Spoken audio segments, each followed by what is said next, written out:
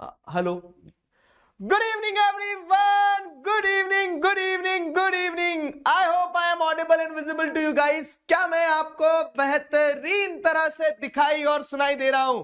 स्वागत है आप सभी का आज के इस सेशन में। स्वागत थोड़ा लेट लेकिन देर आए दुरुस्त आए। तो एक बार जरा ऑडियो वीडियो चेक हो जाए, कितने बच्चों को हम दिखाई सुनाई दे रहे हैं।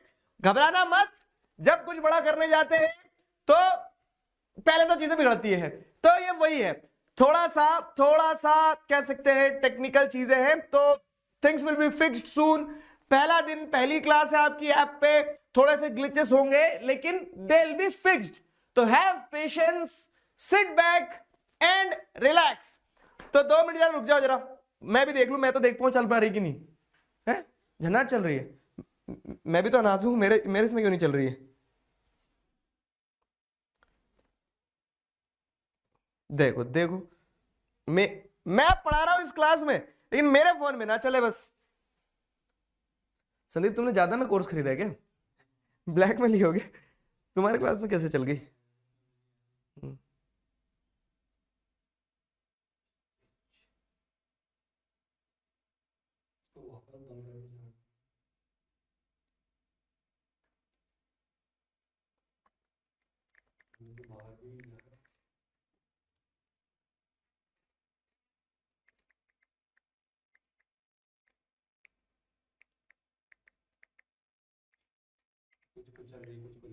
हम्म।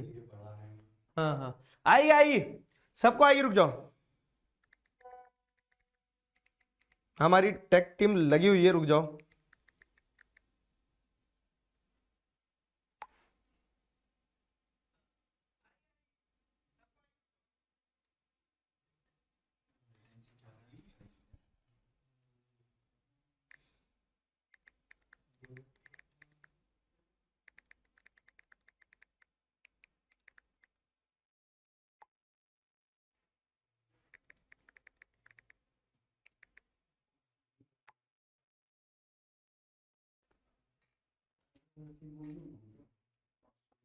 आप किस पे चल रही है?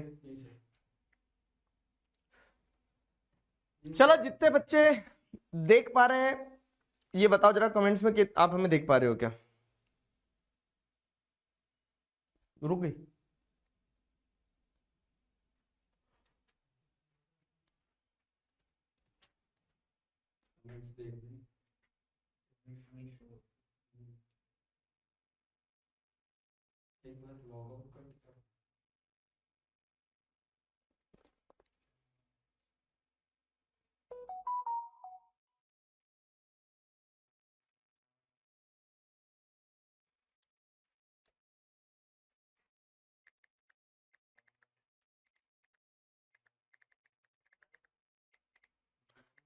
यार, एक मिनट, देखना कितने लोगों के डिवाइस में चल रही है।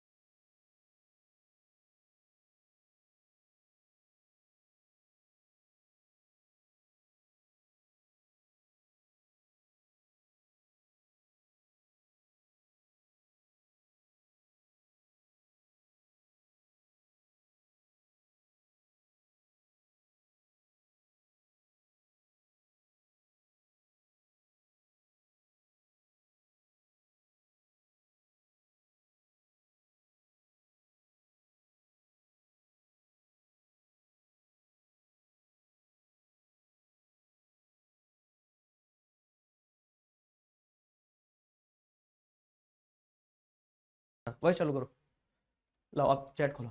हाँ जी, good evening good evening good evening. चलो भाई शुरू करें। तो am I audible and visible to you guys? क्या मैं आपको बेहतरीन तरह से दिखाई सुनाई दे रहा हूं? अभी आवाज भी आ रही होगी। Give me a thumbs up if I am Audible, give me a thumbs up. आवाज आई? आवाज आई? ठीक है। हाँ जी हाँ जी हाँ जी, अब आवाज आ गई। बहुत लेट हो गया, आई नो बहुत लेट हो गया, लेकिन मैं वही तो बता रहा हूं कि छोटे मोटे काम करते रहते हैं तो हो जाते हैं अपने आप। जब बड़ा कुछ कर रहे आते हैं तो शुरू में बिगड़ता है, ठीक है? तो वो बिगड़ा ऐसा है। कैसा बिगड़ा है कि थोड़े ग्लिचेस थे, थिंग्स आर नाउ फिक्स्ड। अब क्या होगा? अब स्मूथली आपकी क्लासेस चलती रहेगी। तो निश्चिंत होकर आपको क्या करना है? पढ़ना है। आज हमारे पास में चैप्टर बड़ा प्यारा है। कौन सा है? Power sharing. और इमोजी नहीं आ रहे, ठीक है कोई बात नहीं। तो यस यस और नो बता दो, ठीक है? आई गेस नाउ अब आप सभी लोग मुझे देख पा रहे हैं, आपकी क्लास भी ओपन हो गई है और अब हम आगे पढ़ना शुरू कर रहे हैं। तो 2 मिनट और देंगे। 2 मिनट में अगर मान लो किसी को कोई दिक्कत जा रही है तो एक बार रिफ्रेश कर लो चीजें। यस हाय हेलो एवरीवन हो गया, लो वॉइस। चलो अपन चेक करते हैं दो चीजों का। Video check, give me a video check. ठीक है, give me a video check. Yes बताओ सारे बच्चे, यस बता दो, give me a video check. हाँ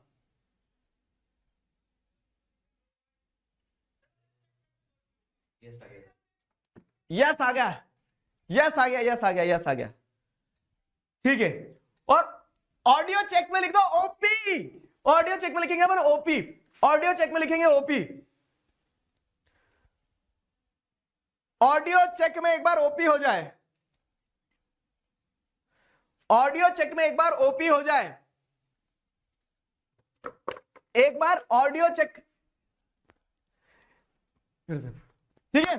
तो okay guys, give me a OP in the chat अगर मैं आपको सुनाई दे रहा हूं तो।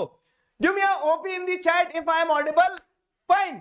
तो are you guys excited for the first class of Abhay on the app? पहली क्लास हमारी, पहली class power sharing. Power sharing के साथ जाएंगे। मुझे सारे ओपी और यस मिल गए।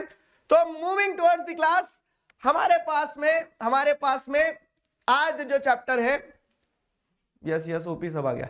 आज हमारे पास में जो चैप्टर है वो चैप्टर है सिविक्स का पावर शेयरिंग। अब मेरी बात सुनना, बहुत प्यारी बात बता रहा हूं मैं आपको।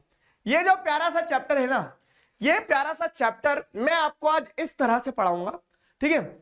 और सुन लो एक और चीज, रोना गाना मचाओ उसके पहले ही बता दे रहा हूं मैं। 6:30 बज रही है, 7:30 बजे तक शांति से बैठे रहना। 1 घंटे में 2 स्लाइड पे, 3 स्लाइड पे, सॉरी, ठीक है, 3 स्लाइड पे चैप्टर पढ़ेंगे अपन बहुत अच्छे से। लेकिन आई कैन अश्योर यू, तीनों स्लाइड का एक एक शब्द आपको चैप्टर की पूरी रूपरेखा देगा। सारे इंपॉर्टेंट क्वेश्चंस बता दूंगा। पीवाईक्यू 2019 से लगा के 2023-24 तक, हाँ 24 तक जितने क्वेश्चंस पूछे गए इस चैप्टर से जितने सवाल पूछे गए सारे सवाल डाल दिए हैं। पूरा चैप्टर पढ़ा दूंगा बहुत अच्छे से। उसके बाद में आपको बस सिर्फ क्या करना होगा? प्रैक्टिस करना होगा उन सवालों की, ठीक है? प्रैक्टिस करना होगा उन सवालों की। तो सारे सवाल आपको प्रैक्टिस करना होगा जैसा अपन ने डेवलपमेंट वाले चैप्टर में किया था। पीडीएफ आपको ऐप पे ही मिल जाएगा, और पीडीएफ आपको ऐप पे ही मिल जाएगा। आपको क्या करना है? आपको दिल थाम के बस बैठना है और पढ़ना समझते चलना है। नोट्स रिवीजन के लिए काम आएंगे, लेकिन जब मैं आपको पढ़ा रहा होऊंगा उस समय पे आपको क्या करना है? एनसीईआरटी अपने पास में रख के बैठना है। एनसीईआरटी पास में रख के क्यों बैठना है? कि आप साथ साथ में पूरा टैली करते चलो, ठीक है? एनसीईआरटी अपने पास में रख के बैठना है कि आप साथ साथ में पूरा टैली करते चलो, ठीक है? यहां तक सारी चीजें अलाइंड है, यहां तक सारी चीजें अलाइंड है, बढ़िया। माउस देना यार जरा, एक बार मैं खेल के देख लूं। वो थोड़ा सा किधर निकाल दिया यार, कहां मिलेगी वो मिनी माउस? मिनी माउस क्या होता है? रुक जा रुक जा, रुकती कैसे है? ठीक है,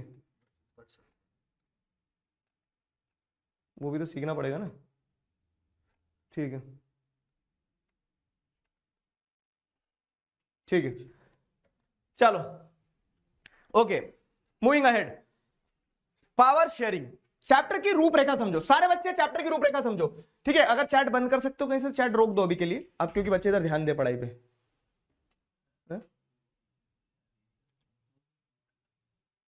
हाँ पब्लिक को प्राइवेट करना, प्राइवेट करना, करो करो। सेशन प्राइवेट होता है। नहीं नहीं नहीं नहीं, चैट का ही है ये। अभी हम भी सीख रहे हैं ना दोस्त। देखो पोल तो वहां से लगता है, ठीक है। ये क्या है, ये क्या क्या ना ना ना कुछ नहीं, ठीक है। अच्छी चल रही तो अच्छी चलने दो, ठीक है। ये पोल है, पब्लिक प्राइवेट करना है। एक मिनट, पब्लिक प्राइवेट का पूछ लो ना एक बार फोन लगा के, अगर, क्योंकि उससे होगा क्या कि बच्चे डिस्ट्रैक्ट नहीं होंगे, है ना। तो अपन वही है, क्योंकि चैट डिस्ट्रैक्ट करती है, फिर तो अपन चैट को अपनी प्राइवेट कर लेते हैं। तो मैं जब तक पढ़ा रहा हूं तब तक मैं आप लोगों की चैट नहीं लूंगा। फिर मतलब चैट आप कर सकते हो लेकिन एक दूसरे की चैट नहीं देखोगे। एक बार पूछ लो।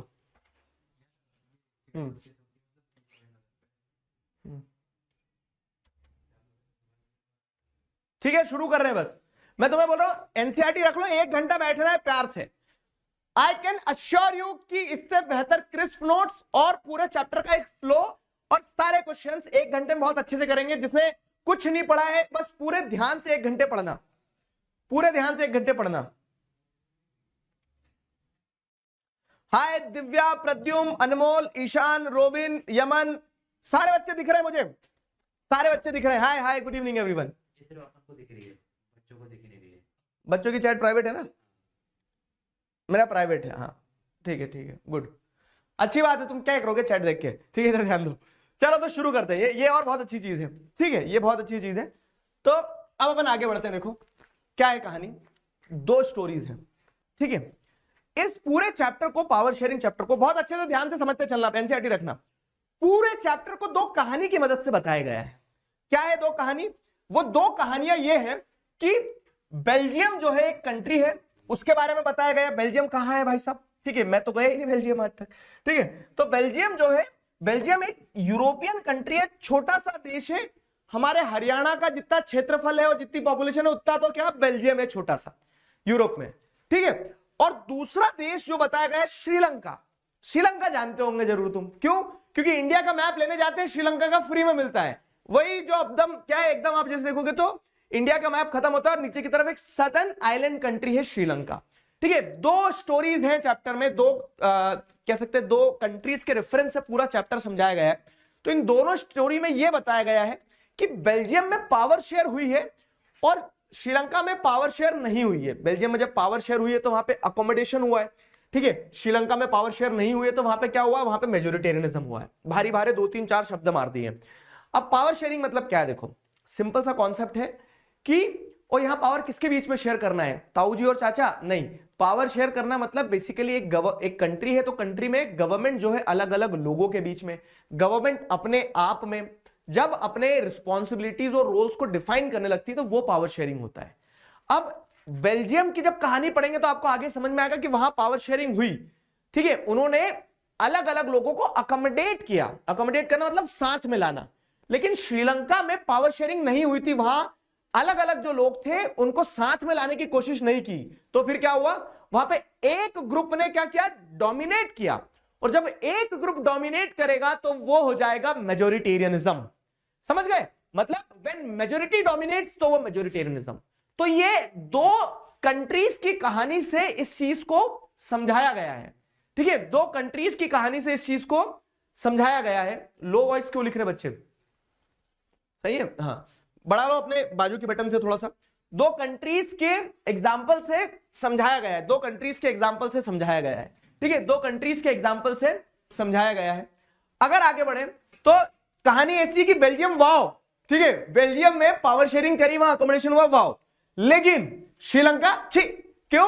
क्योंकि श्रीलंका में पावर शेयरिंग नहीं की है। और इन दोनों एग्जाम्पल्स की मदद से, ठीक है, दोनों एग्जाम्पल्स की मदद से आपको ये बताया गया कि पावर शेयरिंग क्यों जरूरी है, उसके क्या रीजंस हैं और किस किस तरह से पावर शेयरिंग की गई है।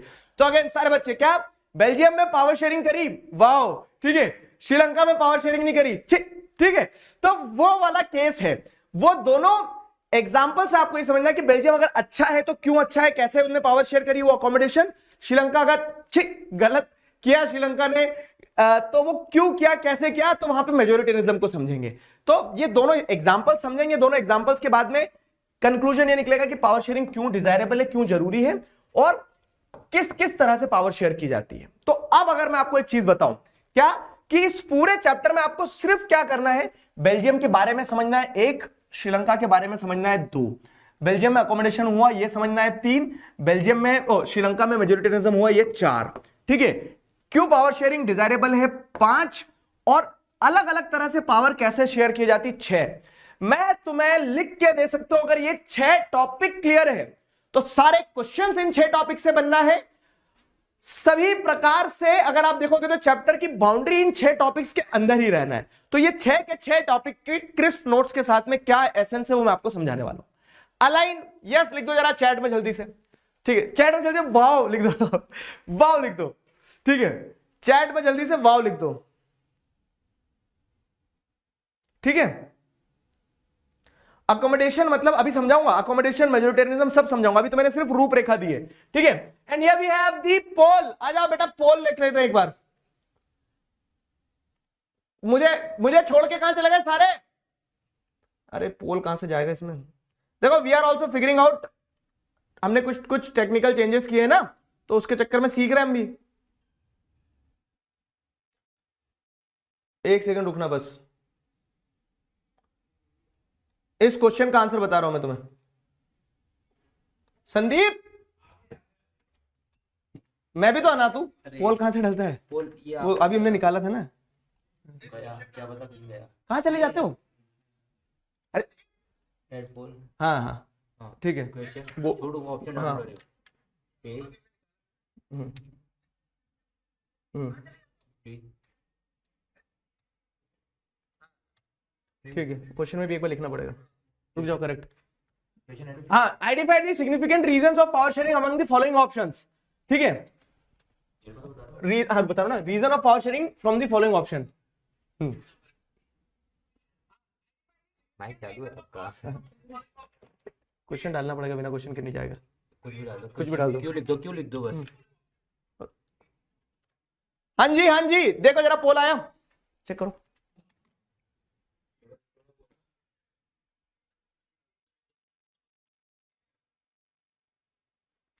अब अगर उठ के गए यहां से, मैंने फेविक्विक डाला है तुम्हारी चेयर पे। आ गया। हाँ आ गया। हाँ ये मेरा सही निकला। फटाफट से जरा एक बार सेलेक्ट करो। क्या बात है, क्या बात है, क्या बात है। ठीक है, क्वेश्चन बड़ा सिंपल है, क्वेश्चन बड़ा सिंपल है कि identify the significant reason for of power sharing among the following options. Power sharing क्यों करना है तुम्हें? ठीक है, तो अभी वो पूरी कहानी पढ़ेंगे कि बेल्जियम में क्या हुआ, श्रीलंका में क्या हुआ, मैंने तुम्हें अभी रूपरेखा बताई है बस। लेकिन एक सवाल के साथ शुरू कर रहे हैं, क्योंकि ये सवाल आया है टर्म 1 के सैंपल क्वेश्चन पेपर में 2021 में सीबीएसई ने दिया था। तो सिंपल सी चीज है, देखो पावर शेयरिंग जो है, ठीक है, पावर शेयरिंग करने से आपको एक चीज क्लियर कट समझ में आती है कि मतलब चारों ही सही लगते हैं कि हाँ, it restricts the supremacy of one party, ये बात भी सही है। Allows person to enjoy specific right, ये बात भी सही है। प्रोवाइड्स एथनिक कल्चरल डेवलपमेंट, ये बात भी सही लग रही है। लेकिन आंसर एक ही सही हो सकता है ना 4 में से। तो ये आपके एनसीईआरटी में क्लियर कट लिखा है कि अगर आप पावर शेयर कर दोगे ना, तो अलग अलग सोशल ग्रुप में और अलग अलग इकोनॉमिक ग्रुप में, ठीक है, किसी भी प्रकार का आर्थिक रूप से या सामाजिक रूप से कंफ्लिक्ट जो है, लड़ाइयां जो है, वो नहीं होगी। तो it reduces the socio economic conflict. ठीक है, power sharing reduces the socio economic conflict. समझ में आया? गुड। तो मेजॉरिटी बच्चे जो है सही आंसर दे रहे हैं, मेजॉरिटी बच्चे सही आंसर दे रहे हैं। खत्म भी तो होता होगा कहीं से। अभी तो बच्चे दे रहे हैं। हाँ, समझ आया? अभी तो देना चालू किया। 9 बजे होगी क्लास, 9 बजे 9th की भी होगी, 10th की भी होगी, 9 बजे वाली भी होगी। मतलब विल फिक्स दी थिंग्स, हो जाएगा। ठीक है, एंड पोल का कहीं कहीं तो कुछ होता होगा ना। डब्बा खुल रहा है क्या? अच्छा, लीडर बोर्ड आ रहा है। ला ला ला ला। अच्छा, टाइमर वाइज कुछ तो होता होगा।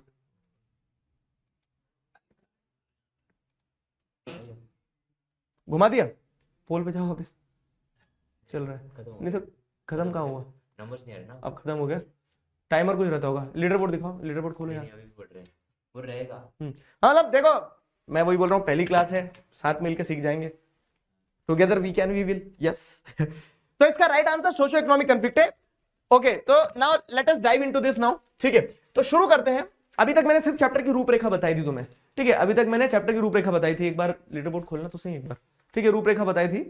चैप्टर की रूपरेखा बताने के बाद में जैसे मुझे लीडर बोर्ड पर दिख रहा है, वैभव, सत्यम कुमार, स्नेहा शर्मा, नैतिक चौधरी, संजना, वैभव ओएक्स, पार्थ माली, सुधीर कौशिक, रितेश कांतपाल और परलीन।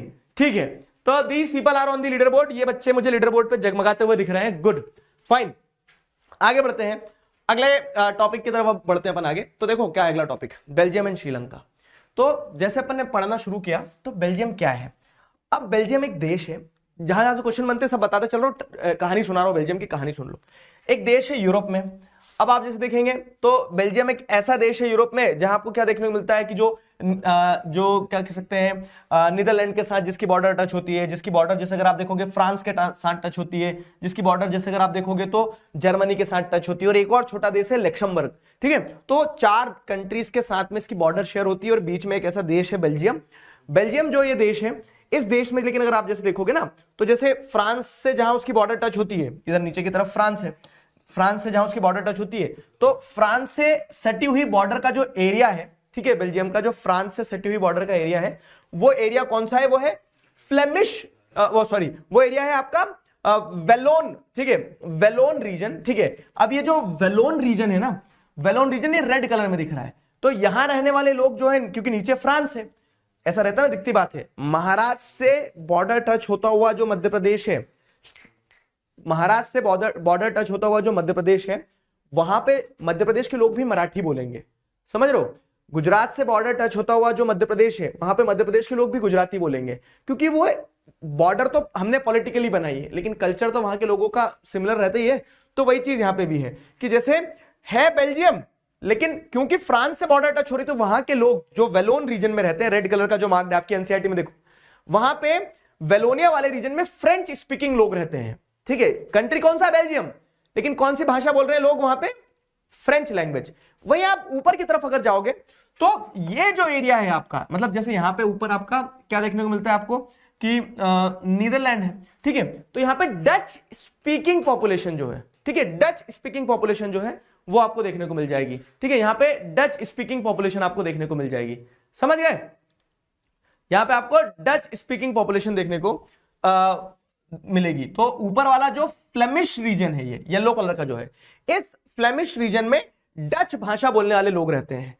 अब क्या हो रहा है, इधर जर्मनी है, ठीक है, इधर जर्मनी है।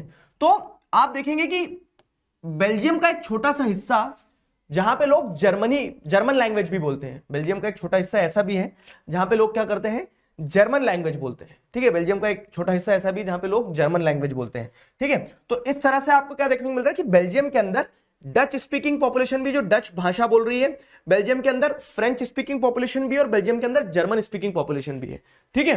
तो समझ में आई कहानी, यहां तक समझ में आई कि बेल्जियम एक देश है, यूरोप में है, उसके आजू बाजू 3-4 देश है, जर्मनी है, नीदरलैंड है, फ्रांस है, लग्जमबर्ग है, ठीक है। और वहां पे भाषा बोलने वाले कौन कौन लोग हैं। अब इसी पे क्वेश्चन बनता है, क्या क्वेश्चन बनता है, डिफाइन दी एथनिक कंपोजिशन, ठीक है। अब यहां पे क्वेश्चन बनेगा, ठीक है, यहां पे क्वेश्चन बनेगा define the ethnic composition, define the ethnic composition, define the ethnic composition of Belgium, ठीक है। अब बेल्जियम का एथनिक कंपोजिशन बताओ आप, बेल्जियम का एथनिक कंपोजिशन क्या है। तो एथनिक शब्द क्या कहना चाहता है, एथनिक शब्द का मतलब कि जब आप लोगों को किसी एक कॉमन बेसिस पर ग्रुप करते हैं, फॉर एग्जांपल जैसे हम सारे हमारे जो भाई हैं जो पंजाबी बोलते हैं, हम उनको सब क्या मतलब पंजाबी भाषा बोलते हैं, तो हम उन्हें क्या बोलते हैं, पंजाब के लोग बोलते हैं, ठीक है। तो वो क्या है, वो एक एथनिक ग्रुप हो गया, एक कॉमन बेसिस पर आपने एक आइडेंटिटी बनाई। जैसे आप क्या कह सकते हो कि हमारे बहुत सारे भाई हैं जो क्या करते हैं, यीशु मसीह को मानते हैं, तो हम उन्हें सबको एक साथ अगर देखेंगे तो एक साथ क्रिश्चियनिटी को फॉलो करते हो तो हम उन्हें क्या बोलेंगे, क्रिश्चियन। तो आप कॉमन बेसिस कुछ भी ले सकते हो, लैंग्वेज, रिलीजन, कास्ट, जेंडर। तो when you are grouping together people on the common basis, एक कॉमन बेसिस पे जब आप लोगों को एक साथ जोड़ने लगते हो ना, तो वो एथनिक ग्रुप्स कहलाते हैं। क्योंकि ये डिफाइन टाइप में क्वेश्चन आता है, मैंने आगे क्वेश्चन डेफिनेशन में भी डाला है, what do you understand by ethnic, ठीक है, what do you understand by ethnic. तो एथनिक का मतलब ये होता है कि when a common identity is perceived on the basis of some common, कह सकते हैं कॉमन कैरेक्टरिस्टिक्स, और वो कॉमन कैरेक्टरिस्टिक्स कुछ भी हो सकती है, religion, race, caste, creed, gender, कुछ भी हो सकता है। तो अब मैं आपको जो बता रहा था कि हमने बेल्जियम के बारे में समझ लिया, बेल्जियम एक देश है, लेकिन अब मैं आपसे क्वेश्चन पूछ रहा हूं कि एथनिक कंपोजिशन ऑफ बेल्जियम बताओ। तो आप ये लिखेंगे, सॉरी अभी श्रीलंका भी समझेंगे वैसे ही, लेकिन पहले बेल्जियम का एथनिक कंपोजिशन अगर देखें तो बेल्जियम में 59% लोग डच बोलते हैं। और डच भाषा बोलने वाले लोग कहां रहते हैं, तो ये आपको बुक में दिख रहा है कि डच भाषा बोलने वाले लोग फ्लेमिश रीजन में रहते हैं, मतलब ये येलो कलर का जो शेड है, ठीक है। तो येलो कलर का जो एरिया है वहां पे डच लैंग्वेज बोलने वाले 59% लोग रहते हैं कंट्री के। अब 59 तो मेजोरिटी हो गया, तो 40% लोग जो है वो फ्रेंच लैंग्वेज बोलते हैं, और वो वेलोन वाला रीजन जो वेलोनिया वाला जो रीजन है, इस रीजन में रहते हैं जो कि फ्रेंच लैंग्वेज बोलते हैं। अब देखो नोट्स की जो मैं बात कर रहा हूं, अब कहानी तुम्हें समझ में आ गई। अब जब तुम रिवाइज करने बैठोगे ना, आज क्लास के बाद रिवाइज करना, 5 मिनट में रिवाइज होगा कि बेल्जियम है, ये बेल्जियम है, उसका पूरा ये इंडेक्स में लिखा हुआ है, वेलोनिया रीजन है, एक फ्लेमिश रीजन है। वेलोनिया रीजन में आपको क्या देखने को मिलता है कि फ्रेंच स्पीकिंग पॉपुलेशन रहती है, डच स्पीकिंग पॉपुलेशन जो आपको कहां देखने को मिलती है, फ्लेमिश रीजन में देखने को मिलती है ना। तो वही है 59% डच स्पीकर है, 40% फ्रेंच स्पीकर है। अब 59 और 40 जिनके मैथ्स स्ट्रांग हो तुमने जोड़ लिया, सर 99 हुआ, एक कम रह रहा है। तो 1% पॉपुलेशन जो है ना, वो 1% पॉपुलेशन जर्मन भाषा बोलती है, और वो कहां रहती है, वो इस रीजन में रहती है जो एरिया जर्मनी के पास है, जो एरिया जर्मनी के पास है वहां पे रहती है 1% पॉपुलेशन, ठीक है। यहां पे आपको क्या देखने को मिल रहा है, जर्मन स्पीकिंग पॉपुलेशन रहती है, क्लियर है, जर्मन स्पीकिंग पॉपुलेशन रहती है। तो ये आपने पूरी कंट्री का कंपोजिशन देखा, ठीक है। गिव मी अ यस, यस मतलब थम्स अप हो गया हमारा, यस बताओ, यस, ठीक है, यस बताओ एक बार।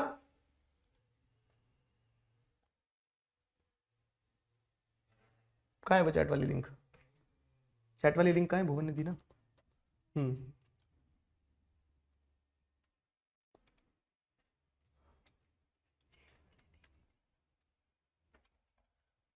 ठीक है, तो अपन ने क्या कर लिया, यहां पे अपन ने कंट्री का एथनिक कंपोजिशन देख लिया। अब जैसे हमारा भी एक देश है, प्यारा देश भारत, हमारे देश की एक कैपिटल सिटी भी होती है। कौन सी कैपिटल सिटी अपनी, चैट में बताओ जरा, हमारे देश की कैपिटल सिटी क्या है, फटाफट से चैट में बताओ। गुड, वेरी गुड, हमारे देश की कैपिटल सिटी है दिल्ली, ठीक है। तो वैसे ही बेल्जियम जो है, तो बेल्जियम भी एक कंट्री है, और बेल्जियम की कैपिटल सिटी क्या है, ब्रसेल्स, ठीक है। बेल्जियम की कैपिटल सिटी है ब्रसेल्स। अगर आप बुक में देखोगे तो बीच में तुम्हें एक येलो कलर का डॉट दिख रहा होगा, दिखा, तो बेल्जियम की कैपिटल सिटी है ब्रसेल्स। अब ब्रसेल्स जो है ना, जैसे ऐसा हो सकता है पूरी कंट्री में आपको हिंदी बोलने वाले लोग ज्यादा देखने को मिलेंगे, ठीक है, लेकिन कंट्री की कैपिटल दिल्ली जो है, दिल्ली में लोग इंग्लिश ज्यादा बोलेंगे, यो, ठीक है, साउथ दिल्ली। तो अब क्या हो रहा है, अब क्या हो रहा है कि कंट्री में हिंदी बोलने वाले ज्यादा है, लेकिन दिल्ली में तो इंग्लिश बोलते हैं सर लोग, ठीक है, दिल्ली में इंग्लिश बोलते हैं। तो अलग अलग भाषा वाले लोग अलग अलग जगह मिल गए आपको। वैसे अगर आप देखोगे तो कंट्री का एथनिक कंपोजिशन तो ऐसा है सिंपल कि 59% डच भाषा बोलते हैं, 40% फ्रेंच भाषा बोलते हैं, 1% जर्मन स्पीकर्स हैं। लेकिन when it comes to the capital city, तो ब्रसेल्स में 80% लोग फ्रेंच भाषा बोलते हैं, और 20% लोग वहां पे क्या बोलते हैं, डच लैंग्वेज बोलते हैं। अब खेल हो गया मेजोरिटी माइनॉरिटी का। देखो तो कंट्री में Dutch speakers are in majority, लेकिन कैपिटल सिटी में French speakers are in majority. तो जो कंट्री में मेजोरिटी में है वो कैपिटल सिटी में माइनॉरिटी में है, ठीक है, और जो कंट्री में माइनॉरिटी में है वो कैपिटल सिटी में मेजोरिटी में है। और इनफैक्ट क्या हो रहा है, जो फ्रेंच स्पीकिंग पॉपुलेशन है ना, ठीक है, तो they constitute majority in Brussels and were wealthier than the Dutch speaking population. Dutch speaking population 20% ही है कैपिटल सिटी में, ठीक है, और डच स्पीकिंग लोग गरीब हैं और फ्रेंच स्पीकिंग लोग अमीर हैं। तो अब भैया यहां पे डेवलप हो गया टेंशन। कैसे टेंशन डेवलप हो गया, समझना कि जो लोग कंट्री में मेजोरिटी में है वो कैपिटल सिटी में माइनॉरिटी में है, जो कैपिटल सिटी में माइनॉरिटी में है वो कंट्री में मेजोरिटी में है। अब जो ओवरऑल माइनॉरिटी ग्रुप है, फ्रेंच स्पीकिंग पीपल 40% ही है। जर्मन को तो एक साइड बिठा दिया हमने, तुम अभी तुम फटे में पैर मत डालो, ठीक है। तो अब आपको क्या देखने को मिला कि ओवरऑल जो लोग कंट्री में माइनॉरिटी में है ना, वो लोग लेकिन पैसे वाले हैं, रिच हैं, इन्फ्लुएंशियल है, ठीक है। तो अब कुछ भी डिसीजन लेने की बारी आएगी, कुछ भी अगर गवर्नमेंट डिसीजन लेगी तो यहां टेंशंस डेवलप हो सकती थी। बेल्जियम की खुद की लैंग्वेज क्या है, मैं आपको एक चीज बता रहा हूं, यूरोप की खुद की आइडेंटिटी कुछ नहीं है। यूरोप में यही चलता रहता है, मिक्स एंड मैच, ठीक है, यहाँ पे मिक्स एंड मैच चलता रहता है यूरोप में। इसीलिए आप देखेंगे तो बेल्जियम जो है, तो बेल्जियम एक कंट्री भी नहीं था। मैं आपको एक चीज बताऊं, आप हिस्ट्री में एक चैप्टर पढ़ेंगे, यूनाइटेड किंगडम ऑफ नीदरलैंड, वो चैप्टर है अपना फर्स्ट वाला, the rise of nationalism in Europe. उसमें बताया जाता है कि यूनाइटेड किंगडम ऑफ नीदरलैंड जो है ना, उस नीदरलैंड से टूट कर बेल्जियम का जन्म हुआ था। अभी जब वो चैप्टर पढ़ेंगे तो बताऊंगा। तो बेल्जियम तो अपने आप में एक टूटा टाटा देश है, ठीक है, जो दूसरे किंगडम से निकल के आया। तो जैसे उसके आजू बाजू में जो कल्चर था, एक तरफ डच कल्चर था, एक तरफ फ्रेंच कल्चर था, तो वो उनका प्रोडक्ट बन गया, समझ में आ गया, तो वो उनका प्रोडक्ट बन गया। तो बेल्जियम की, इसीलिए एक बच्चा जो चैट में पूछ रहा ना कि उसकी खुद की लैंग्वेज क्या है, तो खुद की कोई लैंग्वेज नहीं है, ठीक है। ये हो गया। अब आगे बढ़े अगर, तो ये अपन ने बेल्जियम का एथनिक कंपोजिशन देख लिया पूरा, क्लियर है, बेल्जियम का एथनिक कंपोजिशन, और टेंशन हो सकती है यहाँ पे। अब अपन जा रहे हैं क्या, अकोमोडेशन बाद में पढ़ते हैं, पहले श्रीलंका का भी ऐसी, या फिर चलो एक काम कर दो, एक एक करके निपटाते ही चलते हैं, क्या आपको रिवीजन में आसानी रहे। तो बेल्जियम में टेंशन हो सकती थी, अलाइंड हो इस चीज से, बताओ कि हाँ सर बेल्जियम में मारपीट हो सकती है। लेकिन क्या होता है ना, बेल्जियम की जो गवर्नमेंट थी वो भी इस चीज को समझती थी कि यार कभी भी टेंशन डेवलप हो सकती है। बेल्जियम की गवर्नमेंट इस चीज को बहुत अच्छे से समझती थी कि कभी भी टेंशन हो सकती है। इसीलिए बेल्जियम की गवर्नमेंट ने क्या किया, इसीलिए बेल्जियम की गवर्नमेंट ने एक बड़ा सिंपल सा गणित निकाला। और वो सिंपल सा गणित क्या है बेल्जियम की गवर्नमेंट का, बेल्जियम की गवर्नमेंट का एक सिंपल सा गणित ये था कि उन्होंने अपने कॉन्स्टिट्यूशन को 4 बार बदला, ठीक है, 1970 से लगा के 1993 तक उन्होंने अपने कॉन्स्टिट्यूशन को 4 बार बदला, और उन्होंने कुछ स्टेप्स लिए टू अकोमोडेट दी डाइवर्सिटी। अब शब्द से मत डरना, मैं सब समझाऊंगा अच्छे से। डाइवर्सिटी क्या है, तो आपने देख लिया कि हाँ फ्रेंच स्पीकिंग भी है, डच स्पीकिंग भी है, फ्रेंच स्पीकिंग और डच स्पीकिंग के अलावा आपको जर्मन स्पीकिंग पॉपुलेशन भी देखने को मिल गई है, आपस में लड़ भी सकते हैं, ये कभी भी दिक्कत हो सकती है, ठीक है। तो डाइवर्सिटी है, ये डाइवर्सिटी डिवीजन में ना कन्वर्ट हो जाए, इस चीज को ध्यान में रखते हुए बेल्जियम की गवर्नमेंट ने अकोमोडेशन का काम किया। अकोमोडेशन मतलब क्या होता है सर, अब वो समझा दो। अकोमोडेशन मतलब ये कि बेल्जियम की गवर्नमेंट ने ये स्टेप लिए कि उन्होंने अपने कॉन्स्टिट्यूशन को 4 बार चेंज किया, और 4 बार चेंज करके उन्होंने अपने कॉन्स्टिट्यूशन को ये इंश्योर किया, क्या इंश्योर किया, कि अब लोग जो है ना वो साथ में रह सके, प्यार से रह सके, अकोमोडेट हो जाए, ठीक है। तो अकोमोडेशन का मतलब सिंपल यही है, अकोमोडेशन का मतलब यह है कि so that people can live together, ठीक है। तो अकोमोडेशन में क्या आ रहा है कि उन्होंने क्या किया अकोमोडेशन के लिए, सर घर बनवा दी क्या लोगों के, नहीं ना। अब वही चीज आपको समझना है। तो एक क्वेश्चन आपका जो बनता है मेजर, वो यही बनता है एथनिक कंपोजिशन। अब एथनिक कंपोजिशन पे देखो, आपको 3 नंबर में क्वेश्चन पूछ लिया, तो आप एक पॉइंटर ये बनाएंगे, आपको कीवर्ड्स मिल गए कि 59% डच स्पीकर्स। अब आप इसको ऐसे लिख सकते हो कि ethnic composition of Belgium is very diverse, 59% people speaks Dutch, ठीक है, and they live in this region, fine, 40% people speak French and they live in this region. तो ऐसे करके आपने पॉइंट बना दिया। फिर आप लिख दोगे but the situation is reversed in capital city, तो वो इंग्लिश जो है आपको लाना पड़ेगी, बाकी your answer is ready in this notes, ठीक है। तो ये जो नोट है, मतलब ये जो नोट्स है, इन नोट्स में आपके आंसर रेडी है, चैप्टर पूरा रिवाइज कर सकते हो, कीवर्ड्स जो क्रक्स है वो सब कुछ है, बस आपको बहुत अच्छे से समझते चलना है, ठीक है। आगे बढ़ते हैं। तो दिक्कत हो सकती थी, इसीलिए उनकी सरकार ने क्या किया, अकोमोडेट करने की कोशिश करी, एक साथ लाने की कोशिश करी। अब एक साथ लाने के लिए उनकी सरकार ने क्या किया, तो सबसे पहला चेंज जो उन्होंने किया, पहला चेंज ये था कि सेंट्रल लेवल पे, सेंट्रल लेवल मतलब कि पूरी कंट्री के लेवल पे, उन्होंने ये बोल दिया कि जो मिनिस्टर्स होंगे ना, डच और फ्रेंच भाषा बोलने वाले मिनिस्टर्स बराबर रखेंगे। ऐसा नहीं है कि डच स्पीकिंग लोग 59% है तो उनके मिनिस्टर्स ज्यादा होंगे। उन्होंने बोला भाई देख, तू मेरी बात मान, मैं तेरी बात मानता हूं। तो दोनों कम्युनिटी ने प्यार से अकोमोडेट किया, क्या कि एक चेंज उन्होंने ये किया कि फ्रेंच स्पीकिंग मिनिस्टर्स और डच स्पीकिंग मिनिस्टर्स दोनों बराबर रखेंगे अपन, ठीक है, इक्वल इक्वल, एक तेरा एक मेरा, वैसा वाला सिस्टम, ठीक है। तो फ्रेंच और डच स्पीकिंग मिनिस्टर इक्वल रहे, ये पहला चेंज है।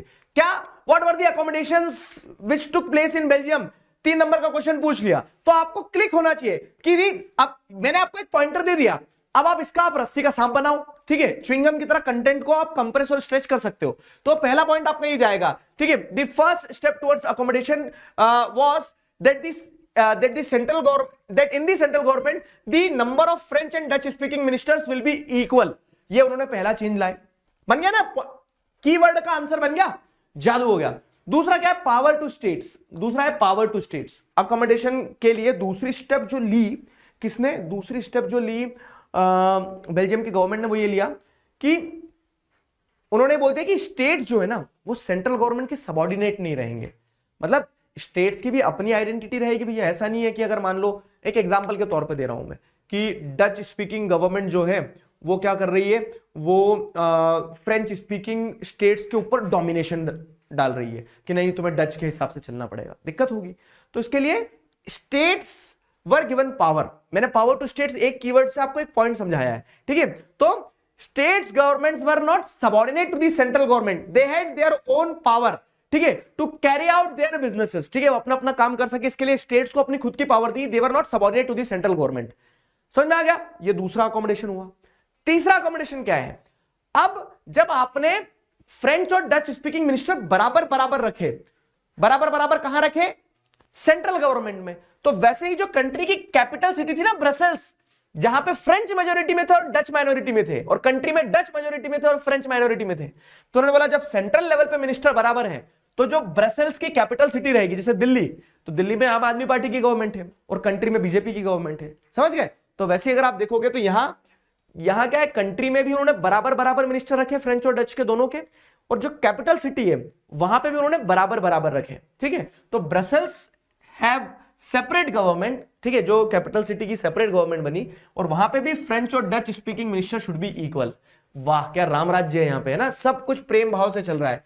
तो ये तीन चेंजेस हो गए कि सेंट्रल लेवल पे भी डच और फ्रेंच स्पीकिंग मिनिस्टर बराबर, कैपिटल जो सिटी है वहां पे भी डच और फ्रेंच स्पीकिंग मिनिस्टर्स बराबर, स्टेट्स को पास उनकी खुद की पावर होगी, they will not be subordinate to the central government. और चौथा यूनिक चेंज, अच्छे से समझना इसको, चौथा यूनिक चेंज इन्होंने क्या बोला कि अपन एक सेंट्रल गवर्नमेंट बनाएंगे, एक कैपिटल सिटी की गवर्नमेंट रहेगी अपनी, ठीक है, स्टेट्स की गवर्नमेंट रहेगी अपनी अपनी। तो इन्होंने चौथा एक और लेवल ऑफ गवर्नमेंट बना दिया, और वो गवर्नमेंट कौन सी बनाया? Community government. कम्युनिटी गवर्नमेंट क्या है वो मैं समझा रहा हूं आपको, एक बार में बहुत अच्छे समझाऊंगा, आगे डेफिनेशन भी मिल जाएगी आपको, ठीक है, नोट्स में डेफिनेशन वगैरह सब मिल जाएगी। तो कम्युनिटी गवर्नमेंट क्या है समझना जरूरी है कि भाई साहब आपको समझ में आ रहा है, यहां पे जर्मनी मतलब जर्मन लैंग्वेज बोलने वाले लोग भी रह रहे हैं, यहाँ पे डच लैंग्वेज बोलने वाले लोग भी रह रहे हैं, ठीक है, यहाँ पे फ्रेंच बोलने वाले लोग भी रह रहे हैं, ठीक है। तो जर्मन, डच और फ्रेंच अलग अलग भाषा बोलने वाली कम्युनिटीज रह रही है, ठीक है। अब मान लो आपको जर्मन भाषा से जुड़ा हुआ कुछ चेंज लेके आना है, और सेंट्रल गवर्नमेंट ने अगर वो चेंज ले आई, तो जर्मन स्पीकिंग लोग तो ये बोलेंगे ना, तो हमारी सरकार में मिनिस्टर थे, ठीक है, ये उन्हीं लोगों ने निर्णय ले लिया और हमारी भाषा को कुचल दिया, ठीक है, सेंसिटिव मुद्दा है ना, दिक्कत हो सकती है। तो उन्होंने एक यूनिक वे क्या निकाला, चौथा चेंज जो किया, उन्होंने कम्युनिटी गवर्नमेंट बनाई। कम्युनिटी गवर्नमेंट का मतलब क्या होता है कि एक डिफरेंट टाइप ऑफ गवर्नमेंट है जहां पे people belonging to one community, अगर जर्मन बोलने वाले लोग हैं ना, तो सारे जर्मन बोलने वाले लोग ही सेलेक्ट करेंगे वो गवर्नमेंट को। मतलब ऐसा है कि आपकी भाषा बोलने वाले लोग हैं तो आप ही लोग अपनी सरकार बनाओ, और आपकी भाषा से जुड़ा हुआ जो भी मैटर होगा ना, उस पर निर्णय यही गवर्नमेंट लेगी, ना सेंट्रल गवर्नमेंट लेगी, ना स्टेट गवर्नमेंट लेगी, ना कैपिटल सिटी की गवर्नमेंट लेगी। तो एक कम्युनिटी गवर्नमेंट बनी। सिंपल अगर डिफाइन करूं तो people belonging to one community will select their own community government, और that community government will have power related to the issues such as language, religion and education. बहुत important चीज बना रहा हूं क्या, कि अब कंट्री के अंदर जितने भी डच भाषा बोलने वाले लोग हैं, चाहे वो डच भाषा बोलने वाले लोग फ्लेमिश रीजन में रह रहे हो, चाहे वो वेलोनिया वाले रीजन में रह रहे हो, लेकिन वो सारे डच भाषा बोलने वाले लोग, people belonging to one community, will elect their own community government. तो वो खुद की अपनी एक कम्युनिटी गवर्नमेंट बनाएंगे, जैसे डच कम्युनिटी गवर्नमेंट बनेगी। और वो जो डच कम्युनिटी गवर्नमेंट बनेगी वो क्या, किन मुद्दों पर निर्णय लेगी? तो जो सेंसिटिव मुद्दे हैं जिस पे लड़ाइयां हो सकती है, जैसे लैंग्वेज, रिलीजन, एजुकेशन, ठीक है। तो अब अगर डच लैंग्वेज से जुड़ा कोई निर्णय लेना है तो सेंट्रल गवर्नमेंट, स्टेट गवर्नमेंट नहीं लेगी, वो डच कम्युनिटी गवर्नमेंट लेगी। वैसे ही French community government French language, उन लोगों के रिलीजन या फिर उन लोगों के एजुकेशन से जुड़ा हुआ निर्णय लेगी। और वैसे ही एक जर्मन कम्युनिटी गवर्नमेंट होगी जो कि जर्मन भाषा बोलने वाले लोगों के लैंग्वेज, रिलीजन और एजुकेशन पे निर्णय लेगी। समझ में आया? तो this is the case, this is the case. अब मुझे आप चैट सेक्शन में एक चीज बताओगे, क्या आपको बेल्जियम की कहानी पूरी समझ में आ गई? क्योंकि यहां से दो बड़े क्वेश्चन बनते हैं, एथनिक कंपोजिशन ऑफ बेल्जियम और अकोमोडेशन कैसे हुआ बेल्जियम में। Give me a solid response in the chat. लो भाई, वो कुछ दिक्कत आ रही है, चल गई।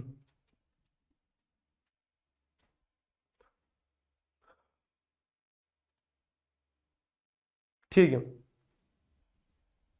हाँ, चलिए। Refresh the page.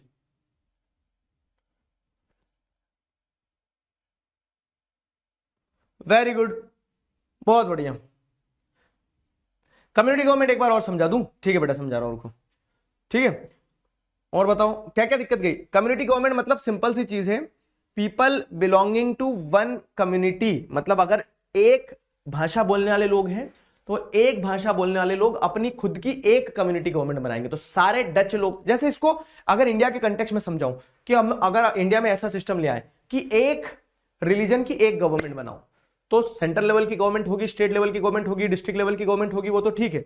लेकिन अगर अपन ने रिलीजन के हिसाब से गवर्नमेंट बनाना चालू कर दी तो सारे हिंदू लोगों की एक गवर्नमेंट और उनके रिलीजन से जुड़ा हुआ मुद्दा सेंट्रल गवर्नमेंट स्टेट गवर्नमेंट नहीं लेगी, हिंदू रिलीजन गवर्नमेंट लेगी। वैसे ही मुस्लिम रिलीजन गवर्नमेंट मुस्लिम लोगों के रिलीजन से जुड़ा हुआ निर्णय लेगी, जिससे क्या होगा, मुस्लिम्स को यह ना लगे कि यार सेंट्रल गवर्नमेंट अगर निर्णय ले रही है तो वो हमारे फेवर में नहीं लेगी, या फिर हिंदूज को यह ना लगे कि स्टेट गवर्नमेंट अगर निर्णय ले रही है तो हमारे फेवर में नहीं लेगी।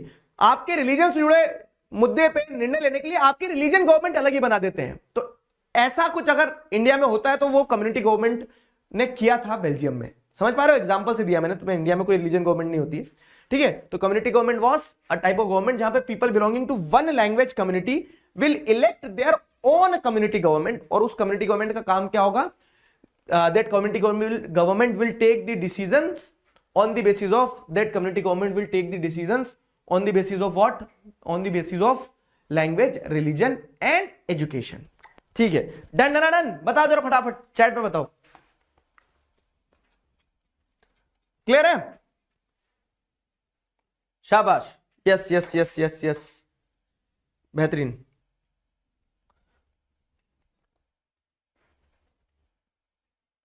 शाबाश, सही जा रहा है ना? तो आगे बढ़ते हैं इसी बात पे हम।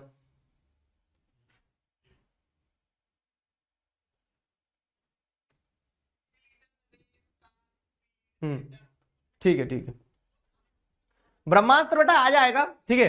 देखो ब्रह्मास्त्र का मैं बता रहा हूं, जब ओरिएंटेशन सेशन था बताया था कि ओरिएंटेशन सेशन के पहले तक जिन बच्चों ने एनरोल कर लिया था ना, ओरिएंटेशन सेशन के पहले तक जिन बच्चों ने एनरोल कर लिया था उन बच्चों को 10 तारीख को अपना पहला टेस्ट होगा, 10 तारीख के पहले टेस्ट के पहले पहले ब्रह्मास्त्र पहुंच जाएगा, तो निश्चिंत रहना, ठीक है। चलो आगे बढ़े।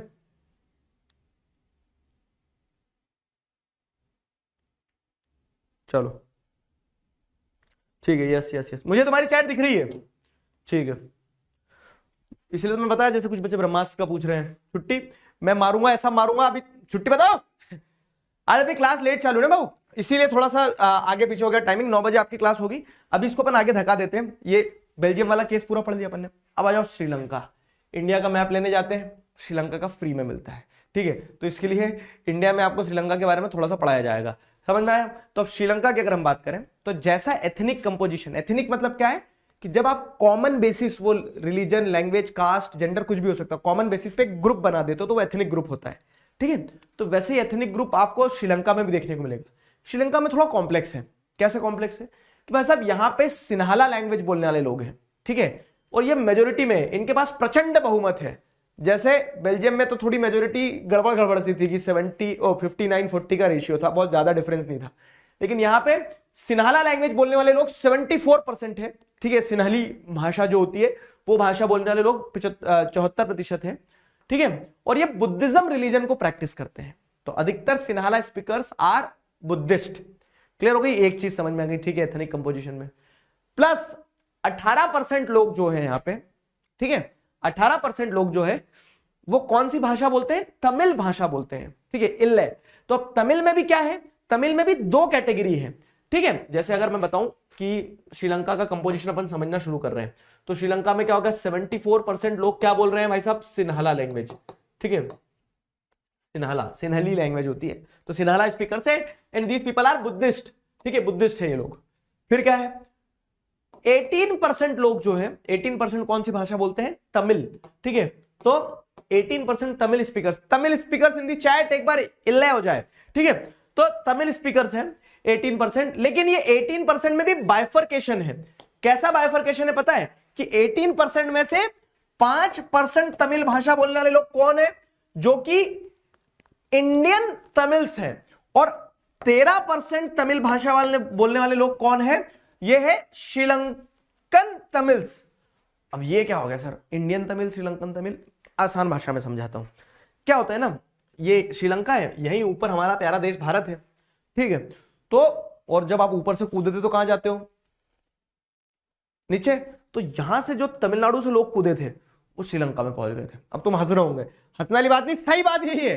हाँ, तो तमिलनाडु से जो लोग गए, मतलब कूद के नहीं गए, नाव से गए, ठीक है, तमिलनाडु से कुछ लोग माइग्रेट करके गए यहाँ पे, ठीक है, Tamil Nadu, Kerala, in southern state से कुछ लोग माइग्रेट करके गए थे और ब्रिटिशर्स जबरदस्ती पकड़ पकड़ के ले गए थे प्लांटेशन फील्ड पे काम करवाने के लिए। अब ये लोग यहां से गए, श्रीलंका में बैठ गए।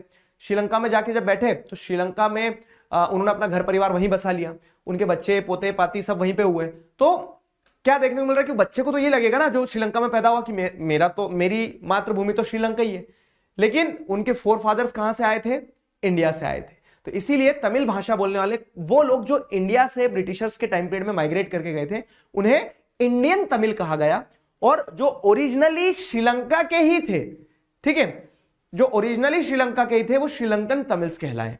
वो ओरिजिनली जो श्रीलंका के थे ना, पता है, वो भी इंडिया से ही गए थे, लेकिन वो बहुत पहले चले गए थे, तो वो लेकिन श्रीलंकन तमिल्स कहलाए। ठीक, तो आपको दो चीज समझ में आ गई है क्या, कि एथनिक कंपोजिशन में 74% तो सिन्हालास है, 18% तमिल्स है। तमिल्स के अंदर भी क्या हो रहा है, तमिल्स के अंदर भी जैसे अगर आप देखोगे तो 5% जो है, ठीक है, 5% इंडियन तमिल्स है और 13% आर श्रीलंकन तमिल्स। कीवर्ड में क्वेश्चन पूछ लिए जाते हैं कि डिफाइन इंडियन तमिल्स, तो Indian Tamils are those people who speak Tamil language but their forefathers migrated to Sri Lanka from India, therefore they are known as Indian Tamils. Sri Lankan Tamils कौन है? तो Sri Lankan Tamils are the native Tamil speakers of Sri Lanka, जो वहीं के नेटिव है, ठीक है, जो तमिल भाषा बोल रहे हैं वो श्रीलंकन तमिल्स कहलाएंगे। गजब, ठीक है। अब इसके बाद समझना, लोग क्या करते हैं, कैलकुलेशन में गड़बड़ करते हैं। आओ मैथ्स पढ़ा दो तुम्हें। 74 और 18 कितना हो गया? 74 और 18 कहीं हो जाता है शायद 92, है ना, 92 होता है। अब ये जो 92 है, ठीक, इतने कॉन्फिडेंस से लिख तो दिया मैंने, अब एक बार जोड़ देता हूं, 92 ही है, ठीक है। तो ये 92% लोग, आपको पता चल गया क्या भाषा बोलते हैं। इसमें रिलीजन कुछ मत देखना, क्या भाषा बोलते हैं ये देख लिया आपने बस, कि 92% लोग या तो सिन्हाला बोलते हैं या तमिल बोलते हैं। इसके अलावा 8% लोग जो है वो अलग अलग की भाषा बोलते हैं, वो ऐसी अलग अलग जो भाषाएं होती हैं, ठीक है, ट्राइबल लैंग्वेजेस वगैरह ये सारा सब कुछ, 8% लोग अलग अलग और दूसरी भाषाएं बोलते हैं, हम उसमें नहीं जा रहे हैं अभी, ठीक है। अब क्या होता है ना, यहाँ पे एक क्लासिफिकेशन ये भी दिया गया है, ये 7% का कुछ दिया गया है, और इसमें बच्चे कंफ्यूज होते हैं, बोलते फिर गणित लगाते क्या कि 74, 18 और 7, 99 हुआ सर, 1% लोगों के बारे में बताया नहीं गया। ये 7% अलग चीज है, अलग चीज क्या मैं बता रहा हूं। तो जैसे आपको बताया गया कि majority of the Sinhala speakers are Buddhist, Sinhala भाषा बोलने वाले लोग बुद्धिस्ट हैं, ठीक है, बुद्धिज्म को फॉलो करते हैं। तमिल भाषा बोलने वाले लोग जो है ना, वो हिंदू भी है और मुस्लिम भी है, ठीक है, हिंदू भी है और मुस्लिम भी है। और उसी के साथ साथ ये बताया गया है, ठीक है, कि कुछ जो क्रिश्चियंस हैं, ठीक है, कुछ क्रिश्चियंस हैं, ये रिलीजन बता रहे हैं कि कंट्री के अंदर 7% क्रिश्चियंस हैं, मतलब इसी 92% के अंदर 7% क्रिश्चियंस भी हैं जो कि तमिल और सिन्हाला दोनों बोलते हैं। मतलब कि क्या समझना है आपको, सिंपल, बहुत ज्यादा कभी कोई पूछेगा नहीं आपसे कि 1% ढूंढ के लाओ, ये कभी नहीं पूछा जाएगा, लेकिन कंफ्यूजन रहता है, इसके लिए क्लियर कर रहा हूं कि आपको कंट्री की लैंग्वेज का कंपोजिशन बताया गया है। तो 74% सिन्हालाज है जो बुद्धिस्ट है, ठीक है, 18% तमिल्स है जो कि हिंदू और मुस्लिम है। उसके अलावा इन पूरे 92% में सिन्हाला और तमिल बोलने वाले क्रिश्चियंस भी हैं, जो कि क्या करते हैं, 7% लोग जो है ऐसे हैं जो ना बुद्धिस्ट है, ना हिंदू है, ना मुस्लिम है। इसी 92% में 7% लोग क्रिश्चियंस हैं। तो रिलीजन का क्लासिफिकेशन दिया गया है, ठीक है, लैंग्वेज का क्लासिफिकेशन नहीं है 7%, ध्यान रखना। अब आप आंसर में क्या लिखोगे, आंसर में आप ऐसे लिखोगे कि श्रीलंका का कंपोजिशन कैसा है दोस्त। श्रीलंका का कंपोजिशन मैप पे देखोगे तो Sri Lanka is the southern neighbouring country of India, जिसमें ऊपर आप नॉर्थ और ईस्टर्न पार्ट में देखोगे तो यहाँ पे तमिल स्पीकर्स रहते हैं, ठीक है। तो उसमें श्रीलंकन तमिल्स, इंडियन तमिल्स दोनों हैं, ठीक है, तमिल स्पीकर्स रहते हैं। अब ये जो तमिल स्पीकर्स हैं तो they are Hindu and Muslim, ठीक है, 18% लोग तमिल स्पीकर्स हैं। कंट्री का मेजोरिटी पार्ट जो है वो कवर किया गया है किसके द्वारा, सिन्हालास के द्वारा, जो कि 74% पॉपुलेशन सिन्हाला लैंग्वेज बोलती है, एंड 7% पॉपुलेशन है जो कि सिन्हाला और तमिल दोनों भाषाएं बोलती है, but their religion is Christian, ठीक है। There are 7% Christians who speak both Tamil and Sinhala. समझ में आया? 8% लोग कौन सी भाषा बोलते हैं तो मैंने बता दिया, talk talk talk talk talk talk talk वाली भाषा बोलते हैं, ठीक है। तो दिस इज द कंपोजिशन, ये कंपोजिशन है। अब बताओ मुझे जरा चैट में फटाक से, कंपोजिशन क्लियर हो गया? Very good. वही मैं बोल रहा हूं ना बेटा, 1%, अरे यार पढ़ा लिखा के इतना सिखाया और फिर वो 1% के चक्कर में पड़ गए।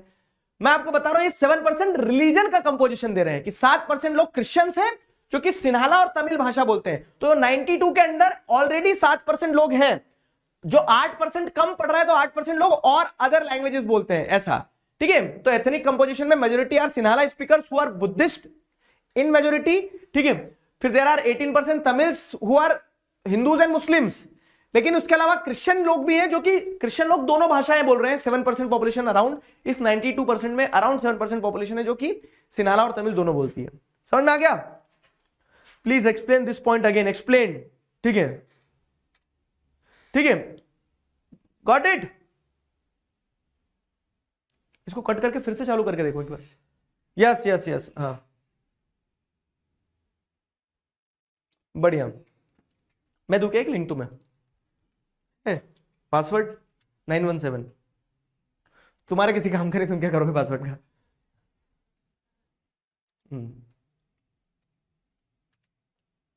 ठीक है, गॉट इट, चलो बढ़िया। अब देखो मैंने क्या बताया तुम्हें, बेल्जियम वाओ, श्रीलंका छी। तो श्रीलंका छी क्यों? क्योंकि डाइवर्सिटी यहां भी है, टेंशन यहां भी होगी, सिन्हालाज और तमिल्स के बीच में टेंशन हो सकती है, ठीक है। यहां एक जगह डाइवर्सिटी से आपने अकोमोडेशन कर लिया, लेकिन एक जगह डाइवर्सिटी में अकोमोडेशन नहीं होता है, एक जगह लठ चल जाते हैं, एक जगह मारपीट हो जाती है। समझ में आ गया? तो वही मैथ्स लवर जो है, तुम वो 1% कैलकुलेट करते मत बैठ जाना, वो 1% में परेशान नहीं होना है, तुमसे सिर्फ एथनिक कंपोजिशन मोटा माटी पूछा जाएगा और मोटा माटी तुमने बता दिया है, ठीक है। तो अब मैं आपको वही बता रहा हूं क्या, कि श्रीलंका में तो प्यार से, बेल्जियम में तो प्यार से अकोमोडेशन हो गया, लेकिन आपको क्या देखने को मिलता है कि श्रीलंका में वैसा नहीं होता है, श्रीलंका में मेजोरिटेरियनिज्म होता है। अभी एक नया शब्द फेंक दिया सर, मेजोरिटेरियनिज्म क्या है? आज अभी आगे आने वाले 1 मिनट में तुम 1 नंबर का क्वेश्चन याद कर रहे होंगे, इसके बाद में भय मुक्त हो जाना, क्यों? क्योंकि यू आर इन अभय, ठीक है। तो मेजोरिटेरियनिज्म क्वेश्चन पूछा जाता है कि क्या होता है, सिंपल चीज है, आईइज्म लगा है, मतलब क्या होता है? एक आइडियोलॉजी। मेजोरिटी मतलब क्या होता है? कि जब मेजोरिटी लोग, ठीक है। तो मेजोरिटेरियनिज्म क्या है? एक आइडियोलॉजी, एक बिलीफ, एक सिस्टम है where majority community tends to dominate. Majoritarianism है ना, तो जहां पे एक ऐसा बिलीफ, एक ऐसा सिस्टम, एक ऐसी आइडियोलॉजी विकसित हो जाती है जहां मेजोरिटी कम्युनिटी के लोग, अब वो धर्म के आधार पे, भाषा के आधार पे, किसी भी आधार पे हो सकता है, ठीक है। तो when majoritarianism is a belief, an ideology और a system where majority community dominates over the minority groups. Majority community dominate कर रही है किसके ऊपर? माइनॉरिटी ग्रुप्स के ऊपर, disregarding their interest and beliefs. मतलब वो माइनॉरिटी को कुछ नहीं मानते कि क्या होता है माइनॉरिटी, मेजोरिटी जैसा चाहेगी वैसा चलेगा। तो जब ऐसा बिलीफ सिस्टम डेवलप होता है किसी कंट्री में, तो उसे मेजोरिटेरियनिज्म कहा जाता है। आगे हम सिलेबस में और भी पढ़ेंगे, जैसे जब रिलीजन के हिसाब से डोमिनेट करते हो तो उसे कम्युनलिज्म कहा जाता है, ठीक है। जब कास्ट के हिसाब से डोमिनेट करते तो उसे कास्टिज्म कहा जाता है। और मेजोरिटेरियनिज्म मतलब कि इरिस्पेक्टिव ऑफ दी बेसिस आप कुछ भी ले लो, रिलीजन, कास्ट, जेंडर, ठीक है, लैंग्वेज, कुछ भी बेसिस ले लो, लेकिन जब आप मेजोरिटी लोग, ठीक है, तो मेजोरिटी लोग माइनॉरिटीज के ऊपर डोमिनेट करोगे तो वो मेजोरिटेरियनिज्म कहलाएगा। डेफिनेशन याद करें, अभी होगा, देखो 3 चीज ध्यान रखना है बस। Majoritarianism is a belief, ideology और a system where majority community dominates over minority disregarding the beliefs of minority. Minority के बारे में कुछ नहीं सोचा जाता, कुचल दिया जाए, वैसा वाला सिस्टम, ठीक है, वो मेजोरिटेरियनिज्म कहलाता है। क्लियर हो गया? एक बार में डेफिनेशन क्लियर हो गई है ना? मुस्कुरा रहे, एक बार में क्लियर होना चाहिए, ठीक है। तो ये हो गया मेजोरिटेरियनिज्म। अब आगे बढ़े अपन, तो श्रीलंका में यही हुआ, पता है, श्रीलंका में भी क्या था? गुलदस्ता बना हुआ था, जैसा यहां पे गुलदस्ता बनाना है कि डाइवर्सिटी है तो है भैया, ठीक है। लेकिन श्रीलंका में क्या होता है? श्रीलंका में डाइवर्सिटी को एक तरह से आपको देखने को मिलता है कि उन्होंने अकोमोडेट नहीं कर पाए। बेल्जियम में प्यार से वाओ, ठीक है, श्रीलंका छी। क्यों? क्योंकि श्रीलंका ने मेजोरिटेरियनिज्म की पॉलिसी अडॉप्ट करी, मतलब सिन्हालाज ने डोमिनेट करने की कोशिश करी, तमिल्स को डिसरिस्पेक्ट करने की कोशिश करी, तमिल्स को क्या किया गया? डिसरिगार्ड किया गया, तमिल्स के बारे में सोचा ही नहीं गया, और इसी कारण से क्या हुआ? दिक्कत आई, इसी कारण से दिक्कत आई। तो अब अपन वो चीज समझते हैं, देखो क्या कि इन्होंने मेजोरिटेरियनिज्म को कैसे प्रैक्टिस किया। यहां तक समझ में आ गया? या मैंने बहुत प्यार से होले होले धीरे धीरे समझाया है, ठीक है, और 10-20 मिनट में तुम्हें पूरा चैप्टर एकदम क्रिस्टल क्लियर हो जाएगा। तो अब अगर अपन समझे कि इन्होंने ऐसा क्या कर दिया सर, ठीक है, किसने, श्रीलंका वालों ने ऐसा क्या कर दिया कि उन्होंने मेजोरिटेरिज्म को प्रैक्टिस कर लिया। तो आपको वो चीज समझना है कि 1956 में, ठीक है, जैसे हम 1947 में आजाद हुए ना, ये शायद 1948 में आजाद हुए। श्रीलंका का पुराना नाम पता है तुम्हें? चैट में बताओ, कोई बता सकता है? श्रीलंका का पुराना नाम बताओ जरा फटाफट से, ठीक है। तो हम जैसे 1947 में आजाद हुए, 1948 में जो ब्रिटिशर्स थे वो श्रीलंका को भी छोड़ के चले गए। उन्होंने बोला इंडिया का मैप खरीदते तो काम आता है, श्रीलंका का तो फ्री में मिलता है, तो श्रीलंका को भी आजाद कर दिया। तो चैट में बताओ जरा फटाफट। Good, साइलोन, very good very good, ठीक है, वेरी गुड, शाबाश। पीयूष, काशिफ, नैतिक, अनुराग, बढ़िया। तो ठीक है, तो श्रीलंका की अगर हम बात करें, पानी पी लो यार सब थोड़ा थोड़ा, ठीक है। तो श्रीलंका साइलोन नाम से जाना जाता है। जब श्रीलंका आजाद हुआ ना, तो आजाद होने के बाद उन्होंने अपनी सरकार वरकार बनाई, ठीक है, चुनाव लड़े होंगे, ठीक है, 1-2-4 लोगों ने करप्शन किया होगा, जीते होंगे। तो जब जीते तो अब दिखती बात है कि सिन्हालास मेजोरिटी में थे वहां पे, है ना, सिन्हाला स्पीकर्स मेजोरिटी में थे। पानी पियो सब।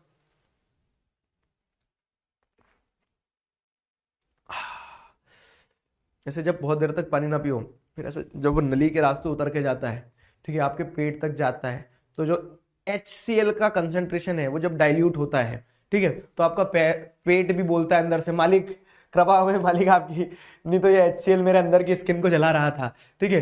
तो this is the importance of water, समझ लो। तो पानी सिर्फ पानी नहीं होता है, अगर उसको तुम उसकी खूबसूरती को देखोगे तो वो तुम्हारे पूरे सिस्टम को हिला देता है, ठीक। तो इसलिए पानी पियो सब एक बार।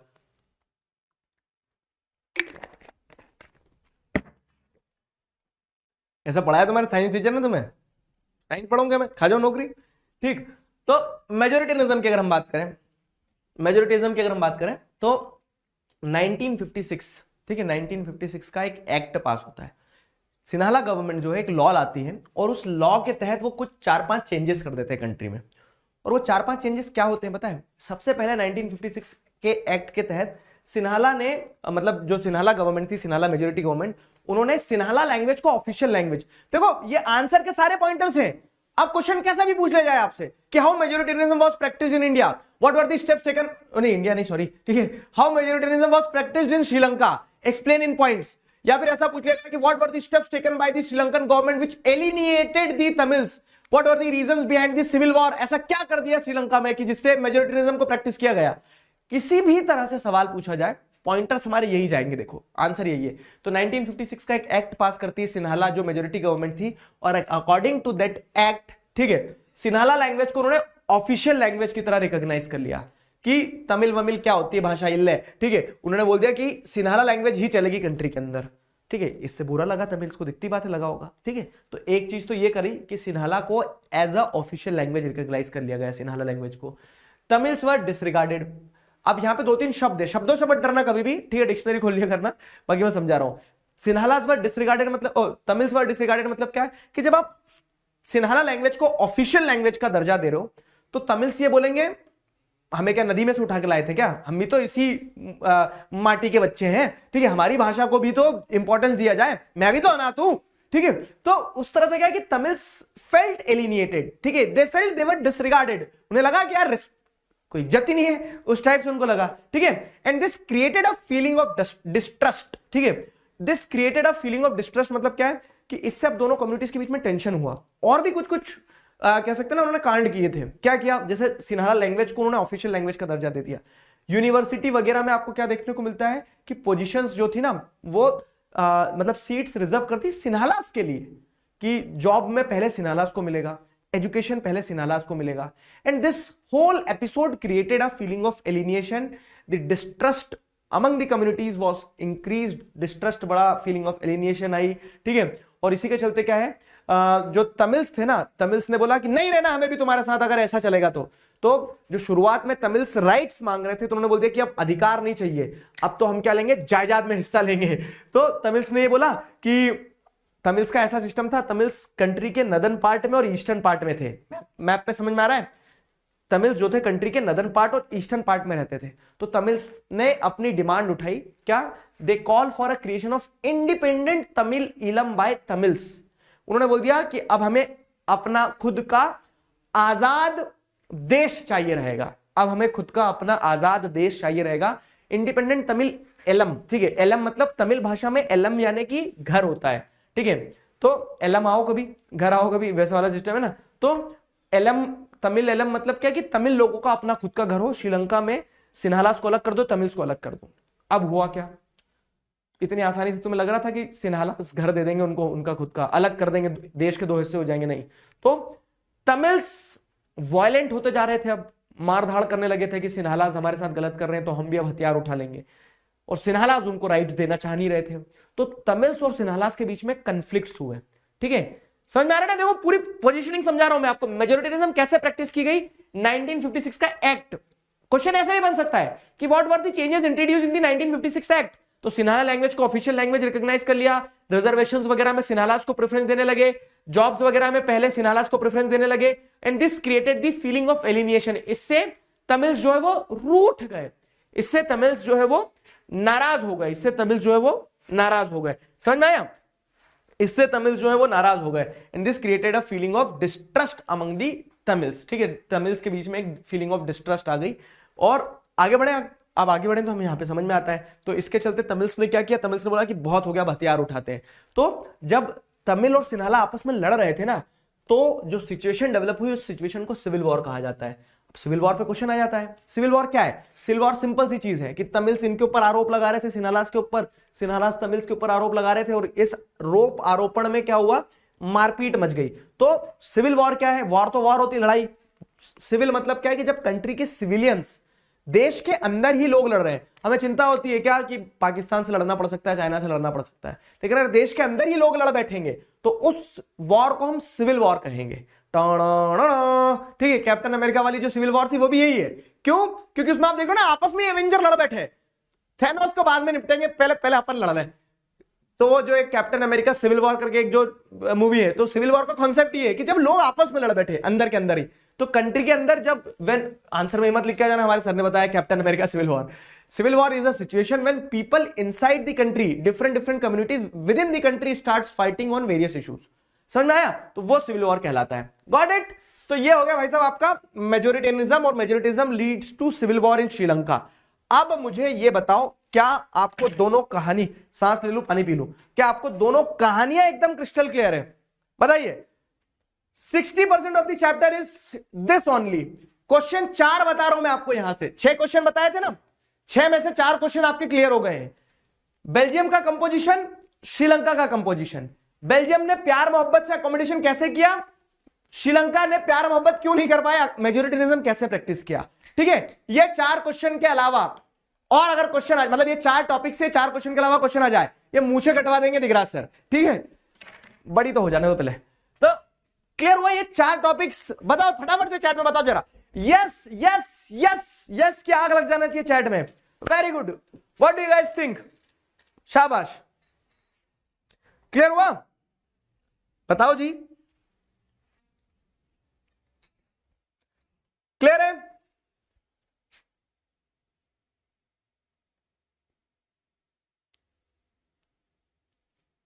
यस यस यस यस, ठीक है।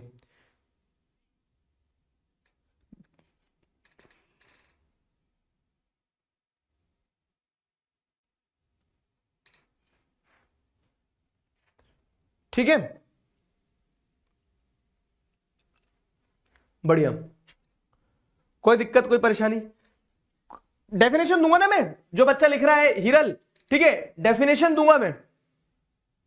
डेफिनेशन, अरे यार एक तो तुम्हारे को क्या सब्र नहीं है, मैं आगे अपने पत्ते खोलना नहीं चाह रहा था। अरे अरे अभी लड़ाई हो गई, रुको। तो आगे सारा सब कुछ है, जैसा नोट्स मैंने आपको डेवलपमेंट चैप्टर के दिए थे, सारे के सारे नोट्स आपको ऐप पे ही मिल जाएंगे। ठीक है, तो अपना चैप्टर 60-70% चैप्टर हो गया है। अब आगे के 2 टॉपिक और बचे ना, तो 2 टॉपिक समझो। ठीक है, क्लियर है? Very good. ठीक है, वेरी गुड।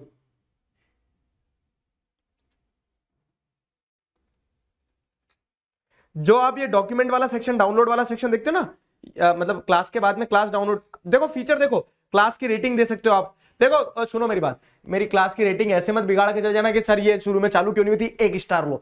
कंटेंट के बेसिस पे क्लास की रेटिंग देना सारे टीचर्स की। ठीक है, टेक्निकल ग्लिचेस जो है वो एक दिन फिक्स हो जाएंगे। ठीक है, तो क्लास के बाजू में आपको एक रेटिंग वाला ऑप्शन रहेगा। ठीक है, तो वो रेटिंग वाले ऑप्शन से देना। क्लियर है? Very good. क्लियर है? हाँ हाँ करो। हम्म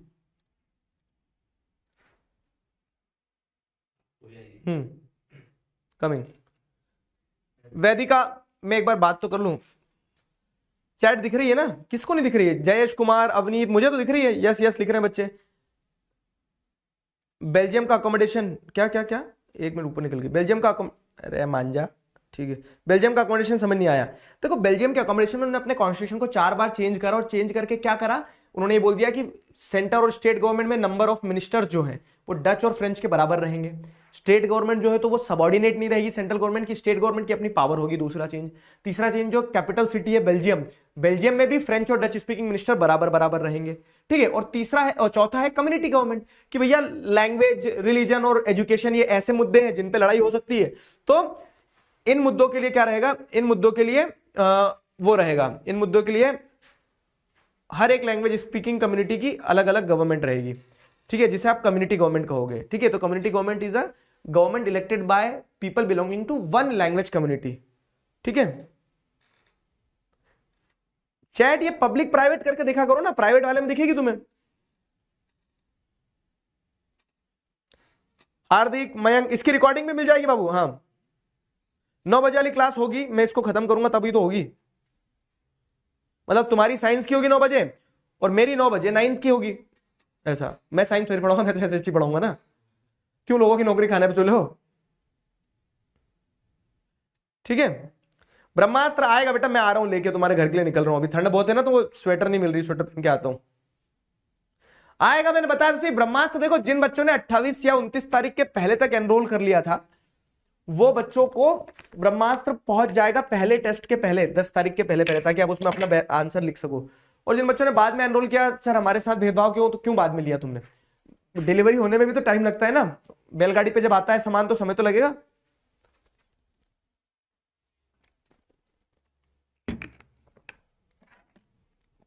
दस से 15 वर्किंग डेज ले रहे हैं डिलीवरी पार्टनर्स, किसी को जल्दी भी मिल जाएगा। राजवीर ये ले बेटा, शाउट आउट दे दिया, पढ़ ले चुपचाप, ठीक है। क्लियर है? और कुछ डाउट तो नहीं है? चलो बाबू आगे बढ़ा जाए।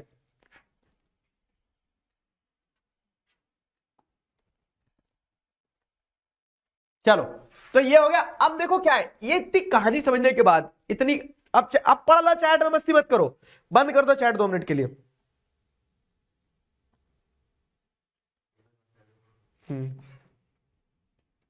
अच्छा एक मजेदार चीज बताता हूं मैं तुम्हें, तुम्हारे सबके क्लास के बाजू में तुम्हें यहां नोट्स दिख रहे हैं, एक फीचर बताता हूं। ऐसा नोट्स बना हुआ है ना, जैसे पावर शेयरिंग लेक्चर 1 इंट्रोडक्शन लिखा, उसके बाजू में नोट्स बना हुआ है। तो उस नोट्स को अगर आप क्लिक करोगे तो जैसे चलती क्लास में तुम्हें कुछ वो लेना ना, टाइम स्टैम्प, कि यहां पे ये टॉपिक बताया था, यहां पे ये इंपॉर्टेंट क्वेश्चन बताया था सर ने, तो तुम वो नोट्स पे क्लिक करोगे तो खुल जाएगा तुम्हारा, ठीक है। एंटर नोट टेक्स्ट, तो यहां पे नोट डाल सकते हो तुम कि हाँ ये जो भी है, कि यहां से अब अपन ये वाला टॉपिक शुरू कर रहे हैं, why power sharing is desirable, ताकि कल को तुम रिवीजन के लिए अगर आओ तो तुम यहां से रिवाइज भी कर सको।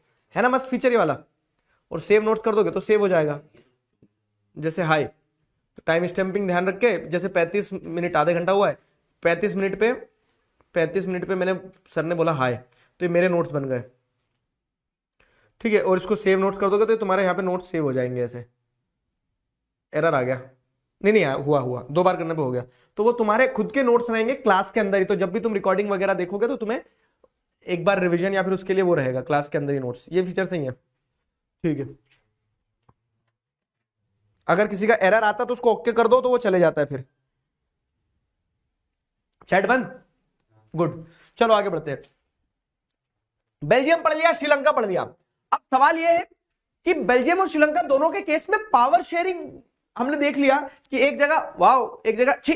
तो अब ये पावर शेयरिंग डिजायरेबल क्यों है? ये पावर शेयरिंग डिजायरेबल क्यों है? क्यों पावर शेयर करना जरूरी है? तो उसके 2 कारण हैं, ठीक है। पावर शेयरिंग क्यों डिजायरेबल है, उसके 2 कारण हैं। पावर शेयरिंग क्यों डिजायरेबल है, उसके 2 कारण हैं। अगर मान लो, इमेजिन करो, इस पिक्चर को देखो, ये तुम हो, तुम्हारा छोटा बड़ा भाई जो भी है या फिर छोटा बड़ा बहन जो भी है, ठीक है।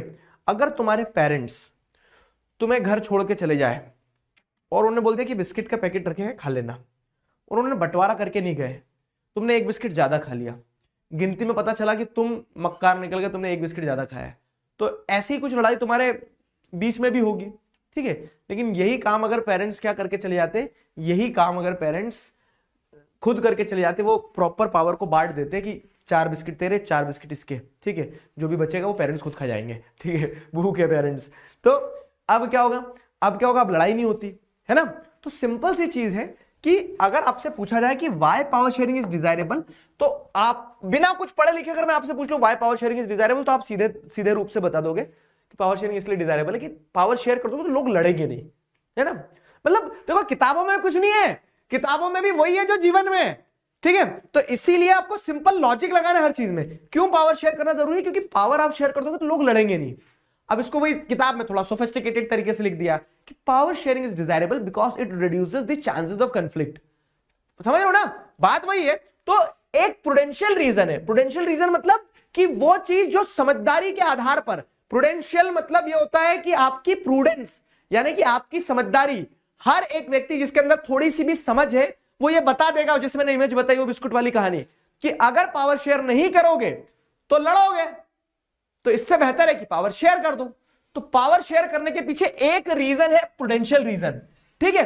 प्रूडेंशियल रीजन कुछ नहीं, बस लिखने का एक तरीका है कि प्रूडेंस, दिमाग, समझ, अगर समझ है तो समझ के हिसाब से पावर शेयर इसलिए करना जरूरी है क्योंकि it reduces the chances of conflict. Power share कर दो, लोग आपस में नहीं लड़ेंगे, सबको पता है कि किसकी क्या पावर है, ठीक है।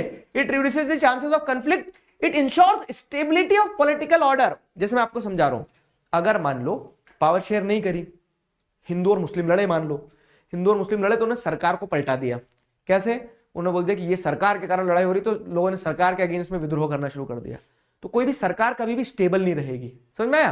तो पावर शेयर करोगे तो उससे क्या होगा, स्टेबिलिटी आएगी पॉलिटिकल ऑर्डर में, ठीक है। जो पॉलिटिकल पार्टीज वगैरह रहती हैं, तो वो पॉलिटिकल पार्टीज इसी, जैसे श्रीलंका में जब लड़ाई हुई तो सिन्हाला गवर्नमेंट थी, सिन्हाला गवर्नमेंट के सिर पर चढ़ चढ़ के मार रहे हैं लोग तमिल्स, ठीक है। सिन्हाला गवर्नमेंट तमिल्स के ऊपर बम फेंक रही है, तो तमिल के जो लीडर्स थे वो अपनी सरकार बनाना चाह रहे, लेकिन उनकी सरकार बन नहीं पा रही। तो पॉलिटिकल इनस्टेबिलिटी है बहुत। तो सिंपल चीज है, आपसे देखो सवाल कैसा भी आ सकता है, सवाल वह रुपया होता है दोस्त।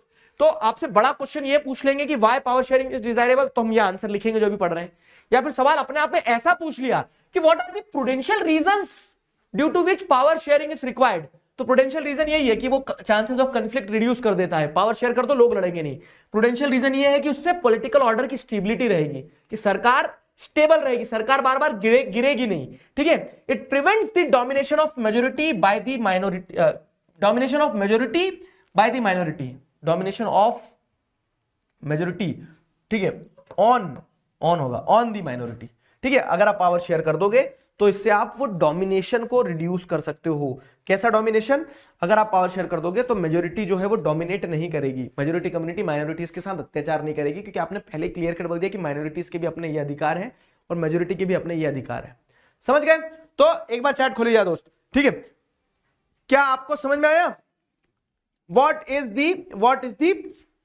the prudential reason for power sharing? Prudential reason power sharing का क्या है?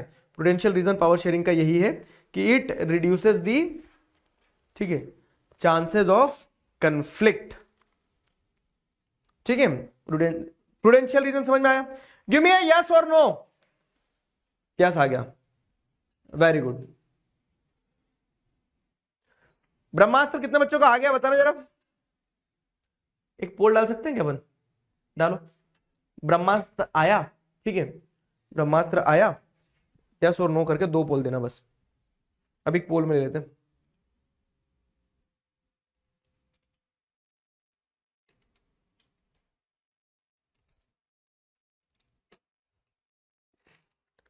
एक बार और बता देते हैं, नहीं आया जो बच्चे लिख रहे हैं।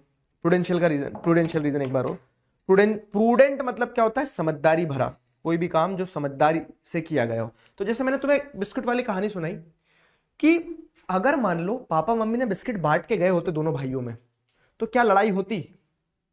यस और नो? नहीं होती लड़ाई, ठीक है। हाँ, तो ठीक है, ब्रह्मास्त्र स्पेलिंग ऑटो करेक्ट ने कुछ बार मास्टर पकड़ लिया बार मास्टर, ठीक है, ऑटो करेक्ट ने बार मास्टर पकड़ लिया। ठीक है, दे दो यार, वो समझ जाएंगे कहाँ करेक्ट करने में लगे हो। सबमिट करो ना। करेक्ट पे करो, चलो। वो अच्छा पोल नहीं है, मतलब सर्वे नहीं है, पोल है, डालो। सबमिट। बार मास्टर आया, मतलब अपने को आइडिया लग जाएगा कितने बच्चों तक पहुंच गया, कितने बच्चों तक नहीं पहुंचा, ऐसा। ठीक है, ठीक है, ये समझा दे रहा हूं पहले। तो प्रूडेंशियल रीजन सिंपल है बाबू, सिंपल सिंपल सिंपल गणित में समझना है। ठीक है,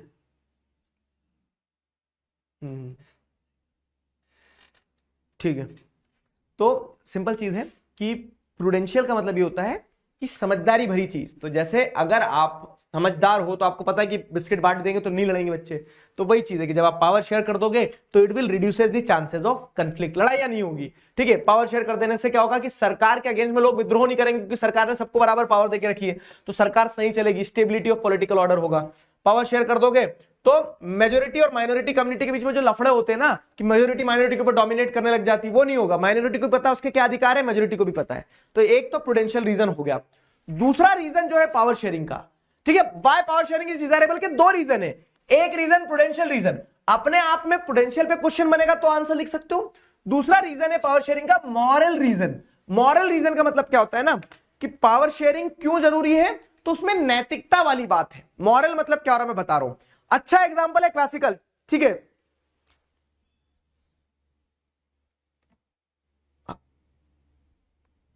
ठीक है, अच्छा रीजन है क्लासिकल रीजन। चैट बंद कर दो दोस्त। अच्छा रीजन है, क्लासिकल रीजन है, वो क्या है कि अगर मैं ये कह रहा हूं कि मैं एक अच्छा बच्चा हूं, जो कि मैं हूं, है ना, तो अगर मैं अच्छा बच्चा हूं तो मैं झूठ नहीं बोलूंगा, मैं बड़ों की रिस्पेक्ट करूंगा, मैं टाइम से उठूंगा, मैं अपनी रिस्पॉन्सिबिलिटीज पूरी करूंगा, है ना। अगर मैं इनमें से कुछ भी नहीं कर रहा हूं और मैं अपने आप को अच्छा बच्चा बोल रहा हूं तो मैं अच्छा बच्चा हूं ही नहीं। तो मॉरल रीजन का मतलब क्या होता है वो मैं बता रहा हूं। अगर आप बोल रहे हो कि आप डेमोक्रेसी हो, वाह भाई वाह डेमोक्रेसी, तो अगर डेमोक्रेसी हो, डेमोक्रेसी अच्छा बच्चा है, तो डेमोक्रेसी हो तो डेमोक्रेसी में लोगों की रिस्पेक्ट होना चाहिए। डेमोक्रेसी में क्या होना चाहिए, सबको इक्वल वोटिंग राइट होना चाहिए।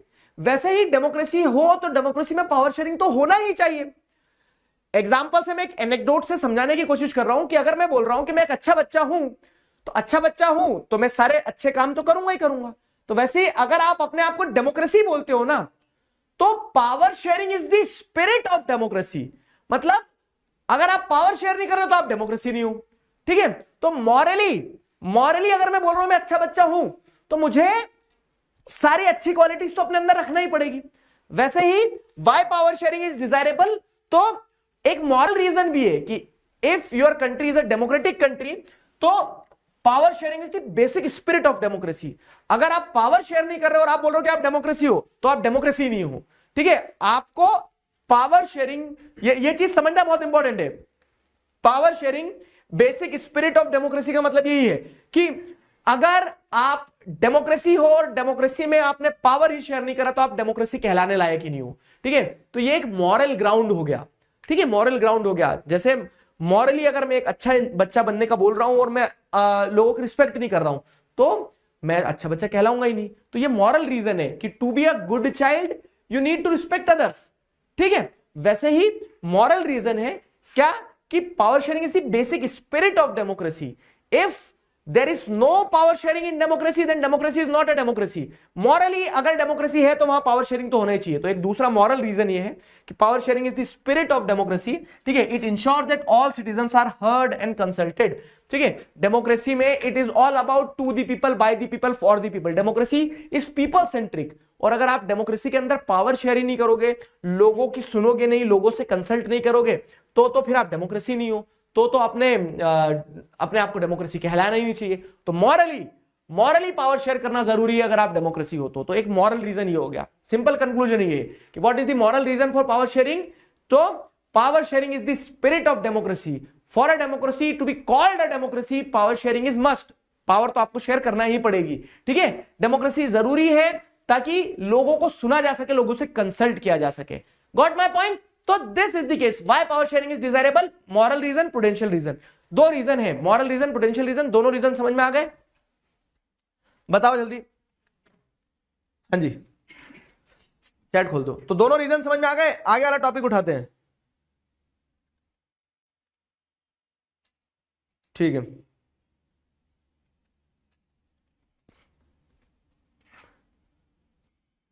एक्सप्लेन मोरल रीजन अगेन, ठीक है। 16 नवंबर क्या लिखा था, एक बच्चे ने कुछ लिखा था 16 नवंबर, मॉरल नहीं आया। एक बार अच्छे से फिर से कोशिश करो, एक बार 10,000 बार पूछो, नहीं समझ में आया 10,000 बार बताऊंगा, ठीक है। देखो मॉरल का मतलब क्या होता है, पहले ये समझो। पावर शेयरिंग गया भाड़ में, ठीक है। पहले मॉरल का मतलब समझो। मॉरल मतलब नैतिकता भरी चीज। अगर मैं बोल रहा हूं कि मैं एक अच्छा बच्चा हूं, तो मॉरली अगर मैं अच्छा बच्चा हूं तो मुझे झूठ नहीं बोलना चाहिए, ठीक है। यहां तक समझ में आ गया? तो झूठ ना बोलना is the basic spirit of अच्छा बच्चा, ठीक है।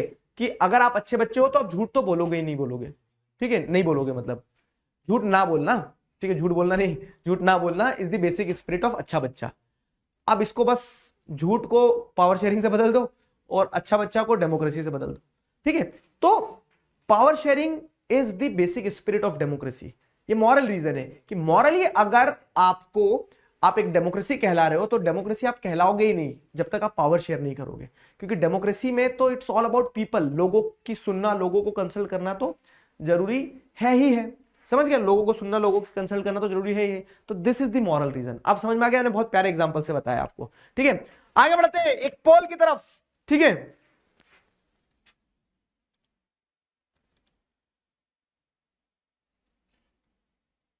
क्लियर हो गया? आज आपकी 9 बजे क्लास है साइंस की, और मेरी भी 9 बजे क्लास है, लेकिन क्लास 9th की है वो, ठीक। दूसरी चीज क्या है? Learning from the Belgium's experience, which of the following steps could have most likely avoided a civil war in Sri Lanka that ended in 2009। हमने ये 2023 का क्वेश्चन है, ठीक है। श्रीलंका और उसमें, ठीक है, हाँ, श्रीलंका और उसमें, ठीक है।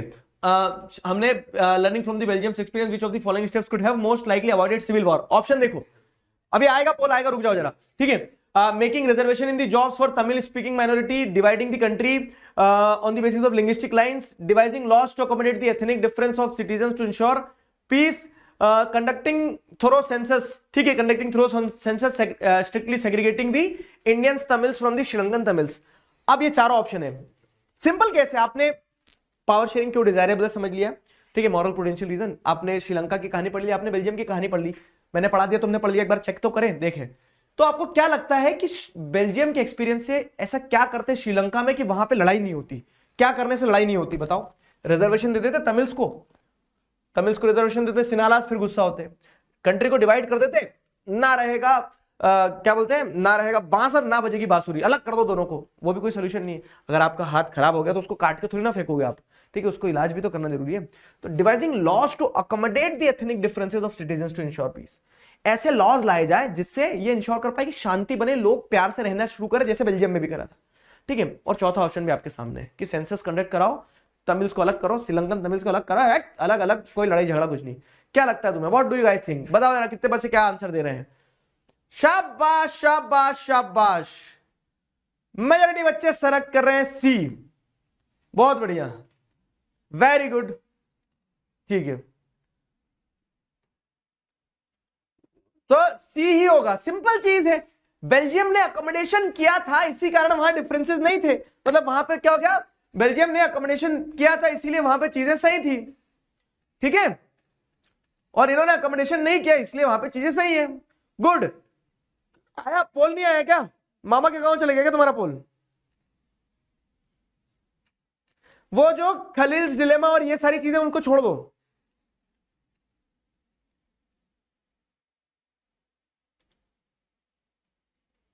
ठीक है।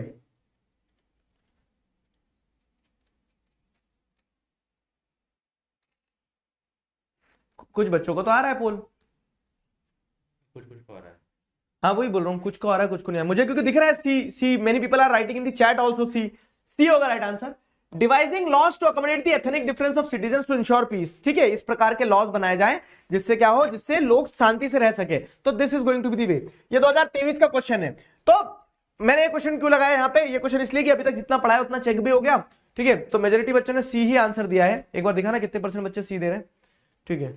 According to our data percentage में बच्चे बता ही नहीं रहे, ठीक है, लेकिन मेजोरिटी बच्चे देखिए, जैसे शौर्य, आयोन, आरव, आर्यन, सृष्टि सिंह का, कृतिका सिंह, कहा कृतिका ही ना, कार्तिक तो नहीं है, एक तो सेम नाम रख लेते हैं, ओम आशीष श्री और मानसी, आरुष, अंशिका ठाकुर, ठीक है, ये बच्चों ने सी सेलेक्ट किया है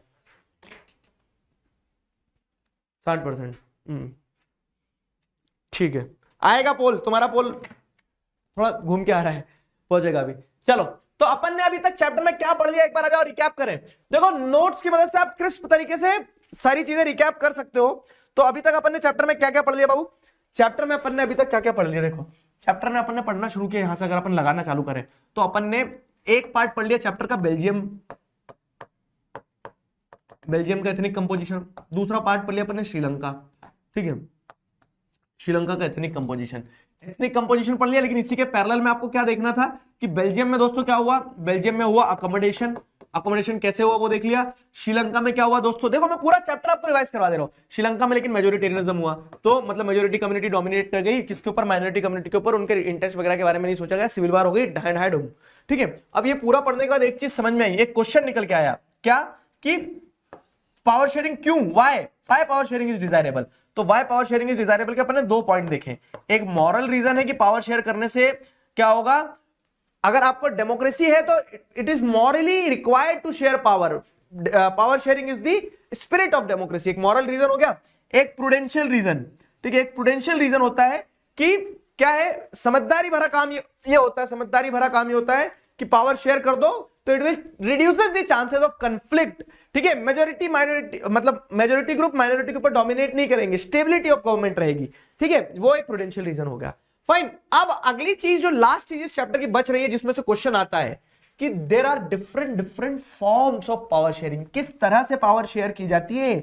बिस्किट बांट दो पावर शेयर हो जाएगी क्या, नहीं, सिर्फ बिस्किट बांटना ही पावर शेयरिंग नहीं है, पावर शेयरिंग के अलग अलग तरीके हैं, लेकिन क्यों जरूरत है पावर शेयरिंग की, मॉरल रीजन, पोटेंशियल रीजन बता तो दिया, लेकिन उसके अलावा नीड अगर समझे ना, तो नीड ये है कि भैया पहले क्या होता था, पहले राजा महाराजा रहते थे, राजा महाराजा जो रहते थे, तो एक राजा, उसकी सारी प्रजा और एक राज्य, कुछ भी निर्णय लेना है तो वो खुद से निर्णय लेता था, सट से निर्णय लेता था, क्योंकि उसको अपनी चलानी होती थी। लेकिन अब जब हम डेमोक्रेटिक सेटअप में जीना शुरू करते हैं ना, नीड समझा रहा हूं, तो डेमोक्रेसी के अंदर you can not ignore people. अब डिसीजन लिए जाएंगे तो वो डिसीजन लेने के लिए आपको क्या करना पड़ेगा, लोगों की भी सोचना पड़ेगी, समझना पड़ेगी। अब जब आपको लोगों की भी सोचना पड़ेगी, समझना पड़ेगी, तो इसके लिए आपको क्या करना पड़ेगा कि लोगों को भी पावर देना पड़ेगी। तो this is why power sharing is required, ठीक है, कि you need to accommodate people, you need to take their consideration, you need to consult them, you need to hear them, उनकी भी तो सुनना पड़ेगी, ठीक है।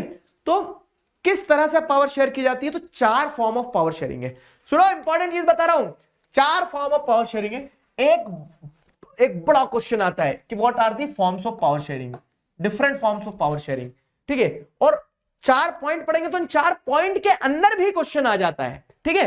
जैसे पहला क्या है, power is shared among different organs of government, ठीक है। डिफरेंट ऑर्गन्स ऑफ गवर्नमेंट मतलब क्या है, लिवर, किडनी और हार्ट, जी हाँ, कुछ ऐसे ही समझ लो। जैसे आप सरकार भी देखोगे तो सरकार क्या है, मोदी सरकार, एक आदमी कभी सरकार नहीं होता है, ठीक है। सरकार अपने आप में क्या है, स्ट्रक्चर है, जिसमें आपको देखने को मिलता है कि कुछ लोग लॉज बनाते हैं, जिन्हें हम क्या कहते हैं, लॉ बनाने वाले लोगों को लॉयर नहीं कहते हैं, लॉ बनाने वाले लोगों को लेजिस्लेचर कहते हैं, जो हमारे एमपीज और एमएलएज होते हैं, जो हमने जिन्हें चुना है, वो संसद में जाते हैं और हमारे बिहाफ पे कानून बनाते हैं, ठीक है। तो एक लेजिस्लेचर होता है, ठीक है, एक लेजिस्लेचर, एक क्या होता है, एग्जीक्यूटिव। लॉ बना दिए, अब लॉ बना दिया कि भाई साहब चालान काटना है 2000 रुपए का जो बिना हेलमेट के जा रहा है, तो तुम ही थे ठीक है। तो वो जो चौराहे पे खड़े होकर तुम्हारा चालान काट देंगे ना, वो ही और she is executing the law. तो कुछ एग्जीक्यूटिव्स होते हैं, जैसे ऑफिसर्स वगैरह, ये सारे सब कुछ, जैसे prime minister, chief minister, collector, police, ठीक है, ये सब एग्जीक्यूटिव्स होते हैं, ठीक है। और कुछ क्या होते हैं, जुडिशरी होती है, कि ये जो लॉ बन रहे हैं और ये जो लॉ लागू कर रहे हैं ये लोग सही से कर रहे हैं कि नहीं है। जो जज करेंगे तो इसमें पूरा का पूरा क्या हो जाएगा, सुप्रीम कोर्ट, हाई कोर्ट, वकील, ये सब पूरी जुडिशरी इसमें आ जाती है ना। तो ये different different organs of government, ये आपने छोटी क्लासेस में भी पढ़ा है, ठीक है। तो एक फॉर्म ऑफ पावर शेयरिंग, जो पहला फॉर्म ऑफ पावर शेयरिंग है वो ये है कि when power is shared among different organs of government, ठीक है, such as legislature, executive, judiciary. इसे हम हॉरिजॉन्टल फॉर्म ऑफ गवर्नमेंट कह रहे हैं। ऐसा नहीं कि लेजिस्लेचर बड़ा है या फिर जुडिशरी बड़ी है या फिर एग्जीक्यूटिव बड़ा है, all are at the same level, ठीक है, all are at the same level, ठीक है। तो लेजिस्लेचर, एग्जीक्यूटिव और judiciary all are at the same level, ठीक है, ये हॉरिजॉन्टली सेम है, ठीक है। Horizontal form of power sharing इसी को कहा जाता है, ठीक है, कि हॉरिजॉन्टली ये सब सेम लेवल पे है, लेकिन इनके एरिया ऑफ डोमिनेंस अलग अलग बांट दिया आपने कि लेजिस्लेचर का काम होगा तुम लॉ बनाओ बेटा चुपचाप, एग्जीक्यूटिव का काम ये होगा कि तुम ये जो लॉ बने इनको एग्जीक्यूट करो, जुडिशरी का काम ये होगा कि जो लॉ बना दिए, जो लॉ एग्जीक्यूट हो गए, ठीक है, उनको क्या करो, आप जज करो, ठीक है, उनको आप जज करो। समझ में आ गया। तो लेजिस्लेचर, एग्जीक्यूटिव, जुडिशरी इस तरह से तीनों अलग अलग होते हैं। लेजिस्लेचर, एग्जीक्यूटिव और जुडिशरी इस तरह से क्या होते हैं, तीनों अलग अलग होते हैं। तीनों की पावर्स आपने अलग अलग कर दी है। तो ये क्या हो गया, जब आपने इनको पावर अलग अलग दे दी है तो this is a type of power sharing. इसे horizontal form of power sharing भी कहा जाता है, ठीक है। इससे होता क्या है पता है, no organ has unlimited power and there is a checks and balance. ये इनके ऊपर चेक कर रहा है, इनको बैलेंस कर रहा है, ये इनके ऊपर चेक कर रहा है, इनको बैलेंस कर रहा है। तो एक चेक्स एंड बैलेंस का सिस्टम बना रहता है, ठीक है। तो लेजिस्लेचर, एग्जीक्यूटिव, जुडिशरी जो है, तो लेजिस्लेचर, एग्जीक्यूटिव, जुडिशरी जो है, तो ये तीन ऑर्गन ऑफ गवर्नमेंट है, तीनों एक दूसरे के ऊपर चेक्स एंड बैलेंस बनाए रखते हैं, ठीक है, तीनों एक दूसरे के ऊपर चेक्स एंड बैलेंस बनाए रखते हैं। आपको क्या ध्यान रखना है, फर्स्ट फॉर्म ऑफ गवर्नमेंट जो है, first form of power sharing जो है, जिसमें horizontal form of power sharing हो रही, कीवर्ड्स पकड़ो बस, ठीक है। Horizontal form of power sharing होती है जिसमें आप लेजिस्लेचर, एग्जीक्यूटिव, जुडिशरी तीनों को पावर दे रहे हैं। इससे क्या हो रहा है कि किसी एक गवर्नमेंट के पास अनलिमिटेड पावर नहीं है, इससे चेक्स एंड बैलेंस बनाए। अगर यहां कंफ्यूज हो, मुझे पता है तुम सोचो चेक्स एंड बैलेंस कैसे, तो एक एग्जांपल के तौर पे अगर मान लो लेजिस्लेचर ने ऐसा लॉ बना दिया कि ये क्लास 10वीं के बच्चे जो पढ़ते नहीं है इनको पकड़ पकड़ के जेल में डाल दो, तो सर हमारा तो उद्धार हो जाएगा, हम तो जेल में बैठे रह जाएंगे, ऐसे में हम तो पढ़ ही नहीं रहे थे अभी तक। तो जुडिशरी इंटरवीन करेगी, बोलेगी ना चेक्स एंड बैलेंस होना चाहिए, ऐसे कैसे तुम किसी भी क्लास 10वीं के बच्चे को पकड़ के जेल में डाल दोगे, ठीक है।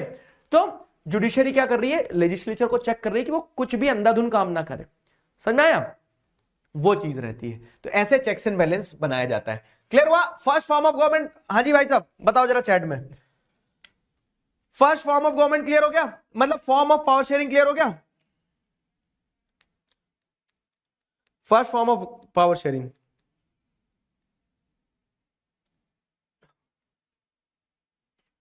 सर्वर इशू जब बता रहा है ना,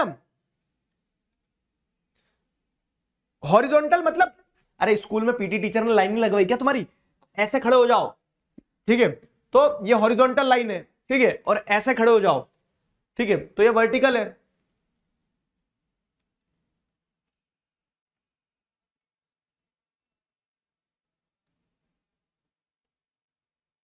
नॉट फीलिंग वेल, बेटा कोई बात नहीं, थोड़ा सा वेल फील करो, क्लास कंप्लीट करो।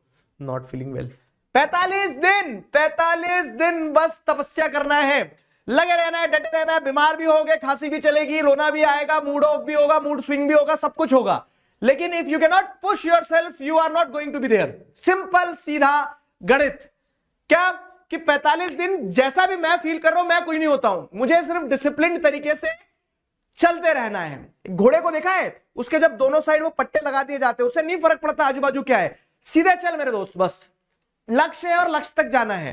तो उस बीच में बहुत उतार चढ़ाव आएंगे, मैं आज बता रहा हूं, आज पहली क्लास है, आज पहली क्लास में इतने सारे बच्चे हैं, लेकिन ये सारे बच्चे आखिरी क्लास तक नहीं पहुंच पाते, क्यों? क्योंकि उतना सेल्फ डिटरमाइंड ही नहीं हूं। अगर आपके गोल आपके लिए उतने बड़े नहीं कि आप सेल्फ डिटरमाइंड होकर खुद अपनी किसी भी स्थिति से बाहर निकल के जो तय क्या है वो कर सकते हो या नहीं कर सकते हो, तो फिर तो क्या ही है, लगे रहो जरा। चेक्स एंड बैलेंस क्लियर हो गया। अब दूसरा फॉर्म ऑफ पावर शेयरिंग क्या है, देखो दूसरा फॉर्म ऑफ पावर शेयरिंग जो है, तो दूसरा form of power sharing is among government at different level, government at different level, ठीक है, ये हो गया आपका वर्टिकल, ठीक है, चैट बंद कर दो, ये होता है vertical form of power sharing, ठीक है, ये होता है vertical form of power sharing, ठीक है। अब लेवल ऑफ गवर्नमेंट क्या होता है, जैसे एक सेंटर गवर्नमेंट होती है, एक स्टेट गवर्नमेंट होती है, ठीक है, एक लोकल गवर्नमेंट होती है। तो सर ये तीन गवर्नमेंट में तो सेंट्रल गवर्नमेंट पावरफुल है, लेकिन स्टेट गवर्नमेंट को भी तो कुछ पावर देना पड़ेगी ना, नहीं तो सेंट्रल स्टेट गवर्नमेंट बोलेगी हाँ मैं ड्रीम इलेवन पे टीम बना लेती हूँ, तुम ही कर लो, पूरा देश चला लो। स्टेट गवर्नमेंट के भी अपने एरिया ऑफ डोमेन रहेंगे, सेंट्रल गवर्नमेंट के अपने एरिया ऑफ डोमेन रहेंगे। अब राशन कार्ड बनवाना है, मोदी जी थोड़ी ना आके बनाएंगे राशन कार्ड, उसके लिए लोकल गवर्नमेंट रहती है। समझ रहे हो मेरी बात? तो पावर आपको ऐसे शेयर करना पड़ेगी कि सेंट्रल गवर्नमेंट क्या क्या कर सकती है, लोकल गवर्नमेंट क्या क्या कर सकती है, स्टेट गवर्नमेंट क्या क्या कर सकती है। ये पूरी की पूरी चीज अपन सेकंड चैप्टर में भी पढ़ेंगे। और तो among different levels of government में क्या आएगा कि this is the vertical form of power sharing. ऐसे vertical form of power sharing हो रही है जहां पे power is shared between central, state और लोकल गवर्नमेंट। समझ में आ रहा है? कीवर्ड ये है, क्या है keyword? Vertical form of power sharing. Power share हो रही है सेंट्रल, स्टेट और लोकल गवर्नमेंट के बीच में। इससे क्या फायदा मिलता है पता है? इससे federal division of power, federalism की स्पिरिट होती है। फेडरलिज्म क्या है वो पूरा का पूरा चैप्टर 2 अच्छे से पढ़ेंगे। फेडरलिज्म सिंपल चीज है, when powers are diluted between different levels of government. तो सेकंड फॉर्म ऑफ गवर्नमेंट क्या है? सेकंड फॉर्म ऑफ गवर्नमेंट है when power is shared among different levels of government. ठीक है, डिफरेंट लेवल्स ऑफ गवर्नमेंट में power share हो रही है, ये दूसरा फॉर्म ऑफ पावर शेयरिंग हो गया। तीसरा फॉर्म ऑफ पावर शेयरिंग क्या है?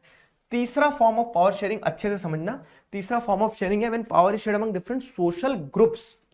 सोशल ग्रुप्स क्या होते हैं सर? सामाजिक ग्रुप। सामाजिक ग्रुप क्या होते हैं? सोशल ग्रुप का मतलब मैं बता रहा हूं, जैसे अगर आप देखेंगे ना तो अब हमारी कंट्री के अंदर आप देख रहे हैं कि शेड्यूल कास्ट के लोग भी हैं, शेड्यूल ट्राइब्स भी हैं, कुछ जनरल कैटेगरी के लोग भी हैं। ठीक है, एस शेड्यूल कास्ट है, शेड्यूल ट्राइब है, जनरल कैटेगरी के लोग भी हैं। ठीक है, कुछ अदर बैकवर्ड क्लासेस भी हैं। ठीक है, अदर बैकवर्ड कास्ट भी हैं। तो ये अलग अलग कास्ट है, अलग अलग ग्रुप्स है। ठीक है, अलग अलग सोशल ग्रुप है। अब हमें दिख रहा है क्या कि अलग अलग सोशल ग्रुप है, तो ये अलग अलग सोशल ग्रुप में आपको समझ में आएगा क्या कि शेड्यूल कास्ट के लोग जो है, शेड्यूल कास्ट के लोग, शेड्यूल ट्राइब के लोग, ये थोड़ा पीछे रह गए। जनरल कैटेगरी के लोग जो है तो थोड़ा आगे रह गए। तो अब क्या है कि हमें ये इंश्योर करना होगा कि नहीं, शेड्यूल कास्ट को थोड़ी ज्यादा पावर देते हैं ताकि वो भी आगे आ पाए। ठीक है, शेड्यूल ट्राइब को थोड़ी ज्यादा पावर देते हैं ताकि वो भी आगे आ पाए। Other backward class schedule caste और शेड्यूल ट्राइब से थोड़ा आगे ऑलरेडी थी लेकिन जनरल से पीछे थी, तो इसको थोड़ी कम पावर दी जाए। समझ में आ रहा है मेरी बात? तो हो क्या रहा है ना, ये भी एक तरह का पावर शेयरिंग ही है। जैसे अगर आप देखोगे, to accommodate social diversity and give representation to the historically marginalised communities.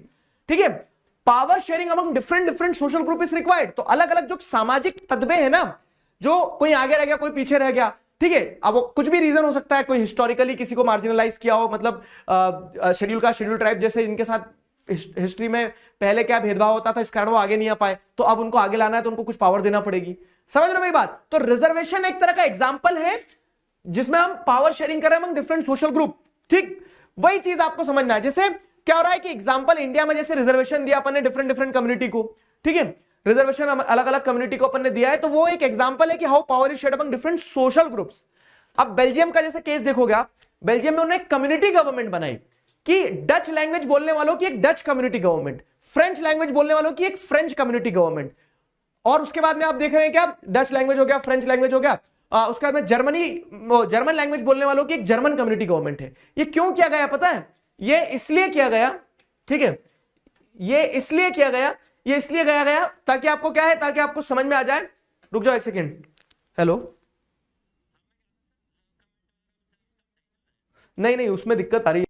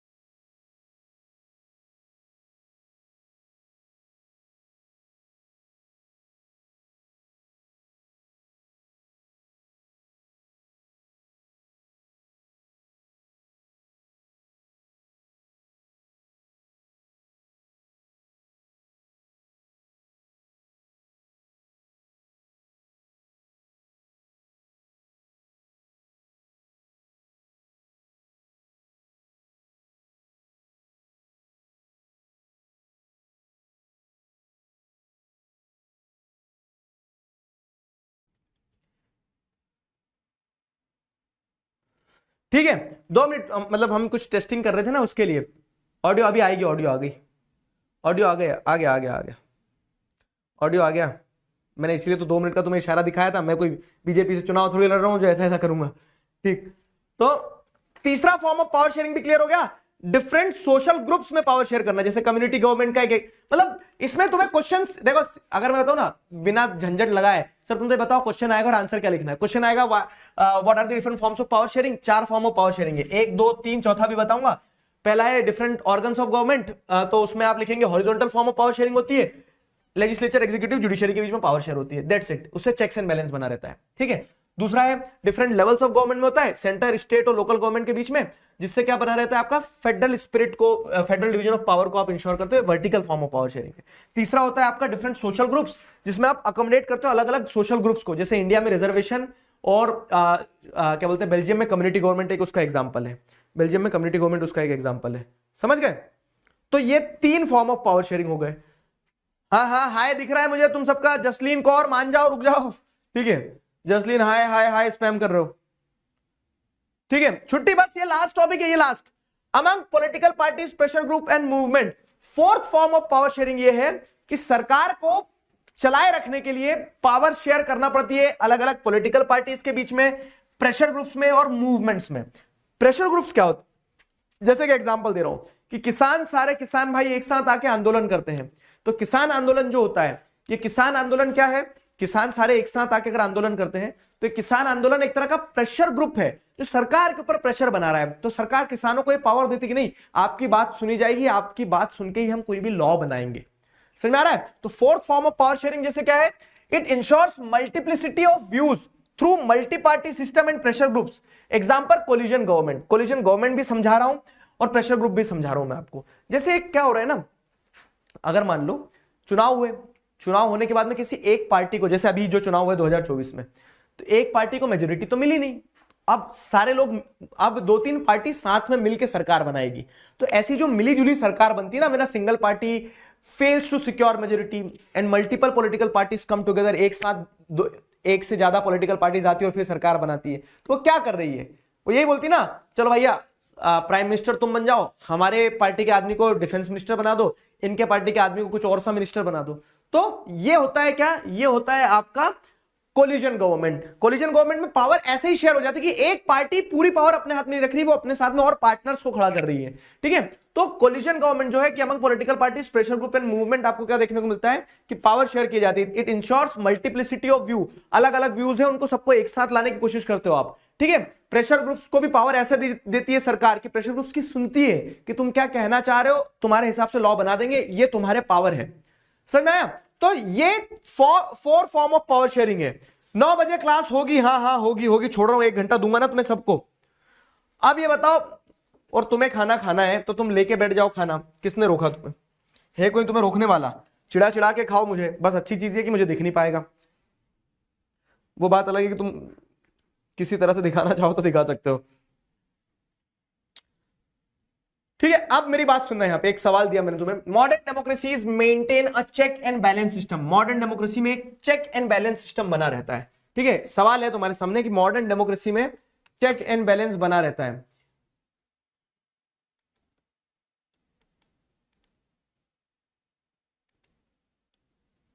ठीक है।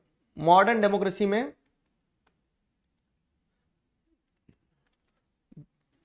Check and balance, how to get notes. Notes तुम्हें मिलेंगे बाबू, ये क्लास खत्म हो जाएगी, क्लास जब खत्म हो जाएगी तो दिखेगा तुम्हें अभय बैच के अंदर क्लास, उसी के बाजू में पीडीएफ का सेक्शन रहेगा, वहां से नोट्स मिल जाएंगे, ठीक है। मैं क्या बोल रहा था तुमसे, इसका भी आंसर लिख रहे हैं। Modern democracy maintain checks and balance system. Checks and balance कैसे होता है horizontal form of power sharing में, जब पावर शेयर होती है लेजिस्लेचर, एग्जीक्यूटिव और जुडिशरी के बीच में। सिंपल है, जब पावर शेयर होती है लेजिस्लेचर, एग्जीक्यूटिव और जुडिशरी के बीच में। देखो सुनो, जो भी टेक्निकल ग्लिचेस है ना, मैं वही बता रहा हूं, इसी दिन इसीलिए देखो आपके शोभित भैया क्या ले रहे थे, टेस्टिंग ले रहे थे, क्योंकि मैं पता है क्या कि बच्चे जब आते हैं ना ऐसे भीड़ लेके आते हैं कि चलो हमला, तो उसमें दिक्कतें होती है। तो थिंग्स विल बी फिक्स्ड, इस चीज में आप अश्योर्ड रहो कि अपनी क्लास होना थी। अब इस बच्चों को जैसे मान लो कोई इस क्लास को कोई बच्चा बाद में रिकॉर्डेड वर्जन में देख रहा है, ठीक है, इस क्लास को बाद में कोई बच्चा रिकॉर्डेड वर्जन में देख रहा है, तो वो क्लास तो देख लिया आपने, लेक्चर तो समझ लिया पूरा, ठीक है। टेक्निकल चीजें थोड़ी सी दिक्कत आई, किसी का पोल नहीं चला, किसी का चैट नहीं चला है वो, लेकिन वो फिक्स हो जाएगा। तो 1-2 क्लास लगेगी, 1-2 क्लास में सारा फिक्स हो जाएगा। ऑब्जेक्टिव ये था कि क्लास स्ट्रीम हो जाए, वो स्ट्रीम हुई, क्लास आप तक पहुंची, आपको सब कुछ समझ में आया। जो नहीं समझ में आया चिंता मत करना, डाउट सॉल्विंग क्लास अपन 5th क्लास डाउट सॉल्विंग रखेंगे, तो उसमें मैं आपके डाउट्स भी लेते चलूंगा चैट में पूरे प्रॉपर तरीके से, है ना। अभी मैं अब देखो चैप्टर एक्सप्लेनेशन वाला पार्ट कंप्लीट हो गया। 5 मिनट देना, मैं 5 मिनट में तुम्हें इंपॉर्टेंट क्वेश्चंस, उनके आंसर्स और होमवर्क क्वेश्चन दे रहा हूं। तो जैसे इसका आंसर लेजिस्लेचर, एग्जीक्यूटिव, जुडिशरी होगा, क्लियर है। अब देखो इस चैप्टर में जितने भी कीवर्ड्स हैं, शुरू से आखिरी तक अगर कीवर्ड्स उठाना शुरू करें अपन, जैसे कोलिजन गवर्नमेंट एक कीवर्ड है, अभी अपन ने देखा क्या है कि when a single party is not able to secure majority, in this case 2 or more than 2 political parties come together to form the government by sharing power, this is the 4th form of power sharing, है ना, कि when power shared among different political parties, अलग अलग political parties के बीच में जब power share की जाती, क्यों? क्योंकि एक पार्टी के पास पावर ही नहीं आई पूरी, तो वो 4th form of power sharing है। उसमें कोलिजन गवर्नमेंट एक एग्जांपल है, तो आप उसकी डेफिनेशन, जैसे सिविल वॉर क्या होता है, सिविल वॉर हमने श्रीलंका के, मतलब जितने भी इसमें कीवर्ड आ सकते हैं, civil war conflict violent between opposing groups within a country, country के अंदर ही 2 अलग अलग ग्रुप आपस में लड़ लेंगे तो वो सिविल वॉर कहलाएगा, ठीक है। एथनिक क्या होता है, एथनिक का मतलब होता है कि a social division based on shared culture, जो मैं आपको बता रहा था ना कि जैसे ethnic composition of Sri Lanka, ethnic composition of Belgium, तो शेयर्ड कल्चर के बेसिस पे जो एक डिवीजन क्रिएट होता है जहां पे people belonging to one ethnic group, जैसे वो हो सकता है कि वो किसी एक लैंग्वेज के हो, किसी एक कल्चर के हो, तो वो ये मानते हैं कि यार हम एक लैंग्वेज बोलने वाले लोग तो हम कॉमन डिसेंडेंट है हमारा, हम सब कॉमन बिलोंगिंग को वो करते, बिलोंग करते हैं, वो हमारा कल्चर कॉमन है, ऐसा, ठीक है। They need not always have the same religion और नेशनलिटी, जरूरी नहीं है कि, जैसे एक एग्जांपल के तौर पे फ्रेंच भाषा बोलने वाले लोग जो है, फ्रांस के लोग अलग है, बेल्जियम के लोग अलग है, लेकिन फ्रांस का व्यक्ति भी अगर फ्रेंच लैंग्वेज बोल रहा है, बेल्जियम का भी फ्रेंच लैंग्वेज बोल रहा है, तो वो दोनों जरूरी कि एक नेशनैलिटी है उनकी, लेकिन फिर भी वो एक दूसरे से जुड़ा हुआ महसूस करेंगे। जैसे मैं एक एग्जांपल दे रहा हूं, कुछ अमेरिकन इंडियंस अमेरिका में रह रहे हैं, वहीं पैदा हुए, सब कुछ वही है, लेकिन वो हिंदी बोल रहे हैं और उन्हें पता है क्या कि मेरी भाषा हिंदी है, और कुछ इंडियन जो इंडिया में रह रहे हैं हिंदी बोल रहे हैं, ये दोनों अगर कहीं मिल जाते हैं बाहर किसी देश में, तो भी दोनों जुड़ा हुआ महसूस करेंगे क्योंकि दोनों हिंदी बोल रहे हैं, समझ गए, वो चीज रहती है। तो एथनिक का मतलब ये हो गया। कम्युनिटी गवर्नमेंट क्या होता है भाई साहब, कम्युनिटी गवर्नमेंट समझे अगर हम, तो जैसे 4th अकोमोडेशन यही था ना कि कम्युनिटी गवर्नमेंट लाए गए, तो community government is elected by people, elected, community government is an elected body by the people belonging to one language, one culture and any common property. मतलब वो जो एक लैंग्वेज वाले लोग थे, हमने बेल्जियम के केस में देखा कि अगर फ्रेंच बोल रहे हैं तो no matter where they live, चाहे वो फ्लेमिश रीजन में रह रहे हो, वेलोनिया रीजन में रह रहे हो, ठीक है, तो वो एक कम्युनिटी गवर्नमेंट बनाएंगे। तो people belonging to one language community when they form a government, it is known as community government. तो जैसे एक्सपेरिमेंट हुआ बेल्जियम में कम्युनिटी गवर्नमेंट बनी थी, ठीक है। मेजोरिटेरियनिज्म क्या है डेफिनेशन, मैं नहीं दिखा रहा मेजोरिटेरियनिज्म की डेफिनेशन, सब एक बार मन में रिकॉल करेंगे। मेजोरिटेरियनिज्म क्या है एक बार रिकॉल करो, बिलीफ है जहां पे majority community should able to rule a country in whichever way it wants disregarding the interest and wishes of minority. याद हो गया डेफिनेशन, अब भी क्लास में याद हुई आज, ठीक है। प्रेशर ग्रुप क्या है, जैसे इसे देखा, तो pressure group are those organisation that attempt to influence the policy of the government to safeguard their own interest. जैसे ट्रेड यूनियन, सारे ट्रेडर्स एक साथ आके ट्रेड के फेवर में जो होगा वो करेंगे, गवर्नमेंट के ऊपर प्रेशर बनाएंगे ताकि गवर्नमेंट उनको पावर दे कि वो लॉ बनाने में उनकी मदद करे, कि उनके अकॉर्डिंग क्या सही है वो गवर्नमेंट उनकी सुन ले, ठीक है। तो वो प्रेशर ग्रुप्स हो गए। अब देखो मैंने आपको बताया 6 टॉपिक है इस चैप्टर में पूरे, तो वो ये एथनिक कंपोजिशन ऑफ श्रीलंका, ये रहा आंसर, ठीक है। एथनिक कंपोजिशन ऑफ बेल्जियम, ये इस तरह से आंसर लिखना है आपको, सारे पॉइंटर्स हैं, ठीक है। Give reason why power sharing is desirable, moral reason, prudential reason. अब अगर ऐसा पूछ ले कि what are the prudential reasons for power sharing, तो उसके भी 3 पॉइंटर है। What are the moral reasons for power sharing, उसके भी 3 पॉइंटर अपने आप में है, समझ गए। Describe the element of Belgian model of accommodation, या फिर इसको ऐसा पूछ लिया how accommodation took place in Belgium, किसी भी तरह से पूछ ले तो ये हो गया, उन्होंने अपने कॉन्स्टिट्यूशन को 4 बार अमेंड किया और ये 4 चीजें की, ठीक है। अब वही आप पूछ रहे हैं reasons for the alienation of Sri Lankan Tamils, Tamils को बुरा क्यों लगा श्रीलंका में, क्योंकि मेजोरिटेरिज्म को प्रैक्टिस किया गया, ठीक है। और उसका इफेक्ट क्या हुआ, उसका इफेक्ट ये हुआ कि सिविल वॉर हो गई। तो मेजोरिटेरिज्म इन श्रीलंका वाले टॉपिक में यही तो चीजें हैं कि कैसे मेजोरिटेरिज्म हुआ, तो ये सारा मेजोरिटेरिज्म का वो पूरे पॉइंटर्स लिख दिए, और उसका इफेक्ट ये हुआ कि श्रीलंकन तमिल्स और सिन्हाला कम्युनिटीज के बीच में क्या हो गया, टेंशन डेवलप हुआ, जिससे सिविल वॉर हो गई। तो ये पूरा उस टॉपिक का क्वेश्चन, उसका आंसर रेडीमेड, समझ गए। अब लास्ट एक क्वेश्चन क्या बन सकता है, what are the different forms of power sharing in democracy. 4 form of power sharing है, different organs of government, different levels of government, different social group में, डिफरेंट पॉलिटिकल पार्टीज में। अब अगर मान लो एक सवाल मैंने ऐसा पूछ लिया जो कि सीबीएसई ने पूछा भी है, क्या पूछा है जैसे मैं आपको बताऊं, ठीक है। अगर सीबीएसई अभी together we can we will नहीं हुआ, अब ये देखो जो कि सीबीएसई ने, जैसे 2019 के क्वेश्चन है तुम्हारे सारे 2019 के क्वेश्चन, ठीक है, ये 2019 के इतने क्वेश्चन थे, ये 2020 के क्वेश्चन है, ठीक है, 2020 के क्वेश्चन है। जैसे सीबीएसई ने एक क्वेश्चन ऐसा पूछ लिया, ये कब आया है, 2020 का ही क्वेश्चन है, और ठीक है सेट नंबर 1 में है, सेट नंबर 1 में क्वेश्चन क्या है, describe the horizontal power sharing, different forms of power sharing. तो बड़ा क्वेश्चन हो गया, 4 फॉर्म्स ऑफ पावर शेयरिंग है, उसका एक फॉर्म ऑफ पावर शेयरिंग जो horizontal form of power sharing, describe करो। 3 नंबर में पूछा है, क्या लिखेंगे, बड़ा सिंपल है ना।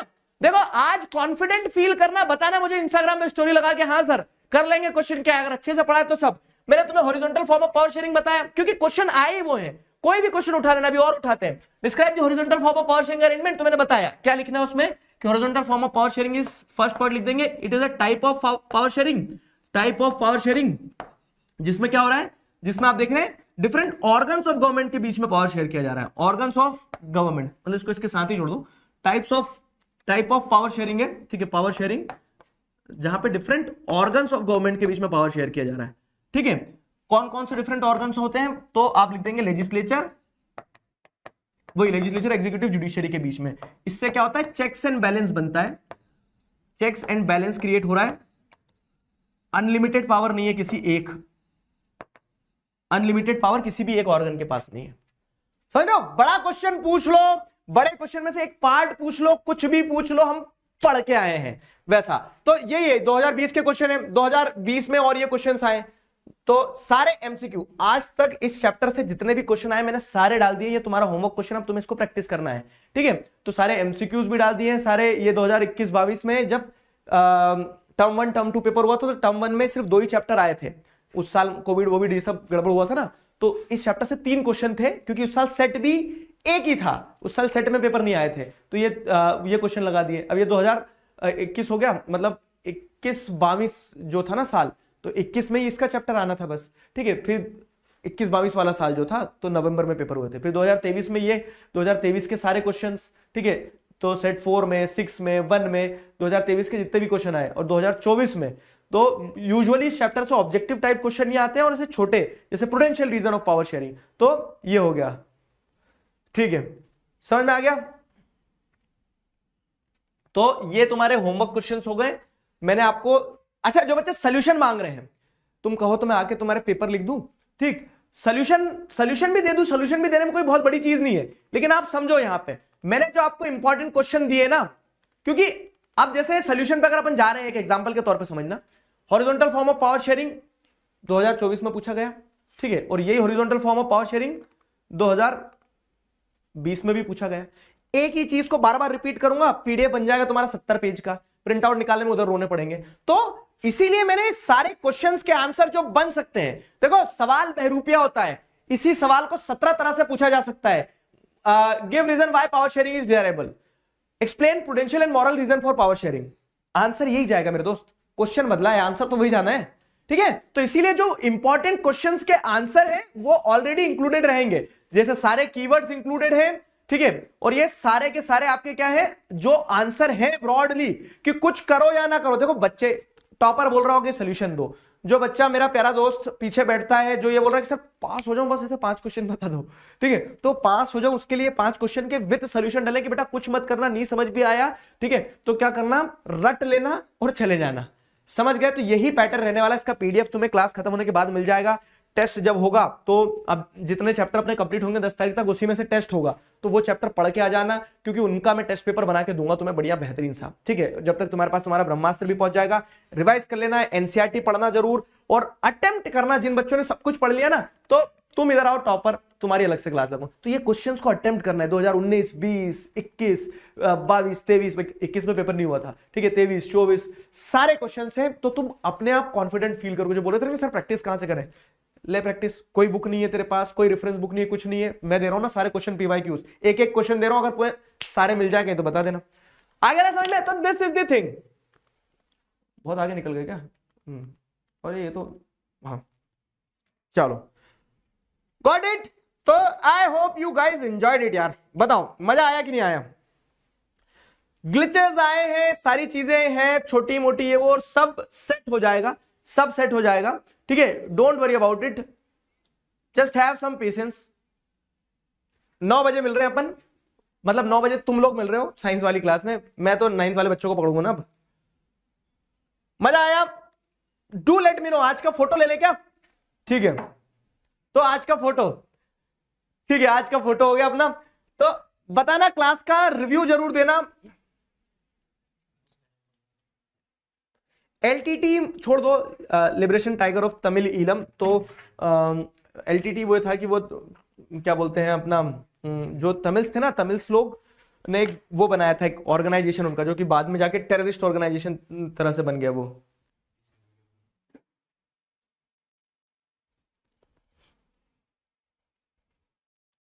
मजा आ गया? अनन्या सिंह, ठीक है, मानसी, इशिका, ठीक है, Ram, how to get the recorded lectures. पहले क्लास तो खत्म होना था, तब तो रिकॉर्डेड मिलेगी, ठीक है। ऐप के अंदर ही आप देखोगे तो आपको एनरोल्ड उसमें मिल जाएगी कि हाँ ये रिकॉर्डेड क्लास है, यहाँ से देख सकते हैं। सर्दी हो गई। इंग्लिश हिंदी आईडी आपको सैटरडे और संडे के दिन ऐप पे मिलेगा, अपने कोर्स में देखते रहना, इंग्लिश हिंदी आईटी के लेक्चर्स मिलते जाएंगे, ठीक है। चलो भाई, ओके, तब तक अपना ध्यान रखो, मुस्कुराते रहो। हाँ ठीक है, क्लियर हो गया यहां तक?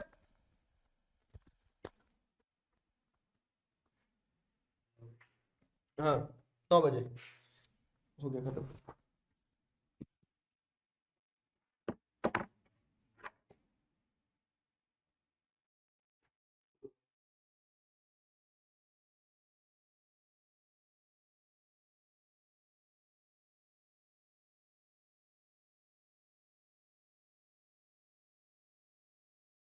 नहीं ये हो गई खत्म, इनके से लैग नहीं है, मैं बता दूंगा। अच्छा हाँ, नहीं एंड कर दो, इंटरनेट बंद किया था। हाँ, ये तो स्ट्रीमिंग बंद कर दो 5 मिनट को, तो ये सब जाएगा बाद में।